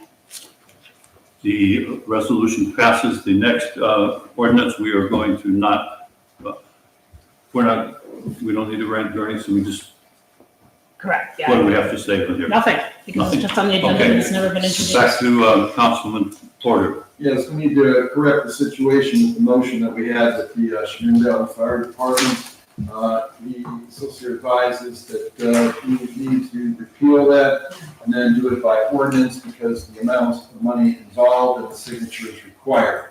So we'll replace the motion with a ordinance. I think it has to be the person who introduced it. No, It doesn't? No, and actually, I mean, technically, do you have to repeal it? Probably not, because really it was a nullity, the motion, because it didn't really get the 4 votes. that it Yeah, needed. but let's not leave the melody out. That's fine, go ahead and repeal it. I'll do it. I'll introduce on first reading an ordinance approving the contract between the Chagrin Valley Fire Department and Village of South Russell for fire protection and emergency medical services agreement for years 2026 through 2028. First reading. Okay. And we should repeal the motion now. I think that would probably be best. Okay. Might as well. I move that the motion considered earlier this evening with regard to the EMS fire contract between the Village of South Russell and Chagrin Falls Volunteer Fire Department be revoked, Repeal. repealed. So moved. Can I have a second? You might want to add, just because it did not receive the affirmative votes of 4 council members. I will add that language. So we have the ordinance. Second. Thank you. And then let's just clarify for anyone Sure. listening. Yep. Just being, it's a technicality to make it an ordinance rather than a motion. Well, it is a technicality, that's true, but keep in mind, you still need 4 council Oh, members. no, I get that. Okay. Yeah. And my only question was, is there any extraordinary effort that should go to informing the public? Because will this be perceived as an end around or whatever? I don't know. But It should not be proceeded as an end round because we're enacting an ordinance for going into an agreement with Chagrin Valley Fire Department for 2026 through 2028. So we're replacing the motion with an ordinance that actually allows us, because of the amount of money involved, to do the contract as we did earlier, just in a different form. But it's not just the amount of money, it's because it's an agreement. Right. And so you need an ordinance, and so again, remember, an ordinance requires 3 readings. So in order to waive 3 readings, you need 2/3 of council to waive. Actually, you need 3/4, I apologize, you need 5. Yeah. That's we why need it's 5 like- out of 6. That's correct, And we have one who cannot vote. that's correct. So we have to do 3 We readings. need unanimity. I'm sorry? It would No, have to be, of the 5 remaining, it would have to be unanimous. would it Yes. not? to waive readings, that's correct, Yes. yes. Want to try it? Okay, now, hang on, where are we? We have proposed an ordinance, and we've had first readings. Correct. We are eliminating the motion that was made earlier. It's a nullity, yes. Okay. I think we have to vote on that motion. The motion, yes, we got. Let's do that, On take care of repealing. that, and then It's been moved to remove the motion made earlier this evening, considering the Chagrin Valley Fire Department. I need a second. Second. It's been moved and seconded. We will eliminate the motion we passed earlier. All those in favor say aye. Opposed? Recuse. Okay, Abstain. the motion passes 3 does it? with 3 people voting. One, 2 abstentions. It's But 4 people repealed, 4. right? You had 4. 4. That's correct. Okay, And it was just a motion, so yes. okay. Fine. Any other ordinances or resolutions? We're now to the bills list. Thank you, Mayor. There's 2 separate payments to be made here. First, a motion to ratify the bills list September 29th, 2025, in the amount of $56,993.12. It's been moved and seconded, please. All those in favor say aye. Aye. Opposed? Motion passes. And a motion bill list of October 7th of 2025, in the amount of $25,686. Need a second? Second. Moved and seconded, discussion. All those in favor say aye. Aye. All right, we are now to new other.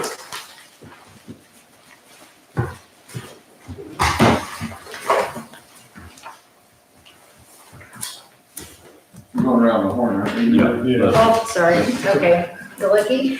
Yeah, I just wanted to invite council's attention. One thing that came up at the municipal league conference was a new House bill that's identified as House Bill 331. And I just invite you to become familiar with it because House Bill 331 calls out that a county government can basically disestablish a village if it does not provide at least 5 of 10 articulated services. So as we go forward and make decisions about various departments, and, you know, some of them are police, fire, you know, it's questionable whether, you know, a private company contract is providing those services, but I think that it is. The other thing is that, you know, snow plowing is one of them. You know, we probably have no problem meeting it, but just become familiar because, you know, your ability to stay viable as a village may be taken away if you don't provide those. I don't like that at all. It's the law. So It's already been, Sign this and it's part of the revised code. it's House Bill 331. but So, it's already been passed? as I understand it, it's been passed. So. It and- sounds like a way to grab property. like I say, I think that, if I disestablish my emotion about it, I think about places like Clarendon, or what was it? Troy, not Troy Township, but Aquila. But that was totally different. True, but, they were struggling. Yeah. And, if you have the opportunity to ever go to the OML, there's many villages that are not as happy and financially stable as South Russell is. So, there are many that are really struggling to provide things like police service or fire services or, even snow plowing. So I think that, this empowers county governments to disestablish the village if they're having a problem providing what they consider essential services to the residents.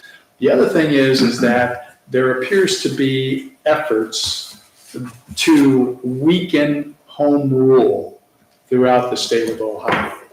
So whether that's, villages, other municipalities, but there is a concerted effort to try and grasp that. One of the things is that most of our House legislators in the state of Ohio have no municipal government experience. They have township experience. And the vast majority of your representatives in the Ohio House and Senate have township experience. There are limited people who have village and city experience within the state government, including our two state representatives, whether it's Fowler or Dimitri. You know, neither one of them had that type of elected office before they assumed their House seats. So that's it. Okay, Porter, Well, Bell, Just a reminder that I will not be here for our next meeting on October 27th. Berger, None. Kenton, Kavanaugh. Motion to adjourn. Oh, I'm sorry. Kavanaugh took some time today to go through the cemetery, the Rarick Cemetery. It was discussed that this would be a good place for the pedestrian path people to meet and go up there. And I can't state strongly enough that cemetery is not in shape for a stopping place. It needs work, and when the street commissioner comes back, I have a list ready for him. That being said, it's still very beautiful and very peaceful. That's it. Okay, motion to adjourn at 9:20. So moved. Moved by Porter, seconded by I'll second. Canton. All those in favor say aye. Aye. Opposed? We are adjourned.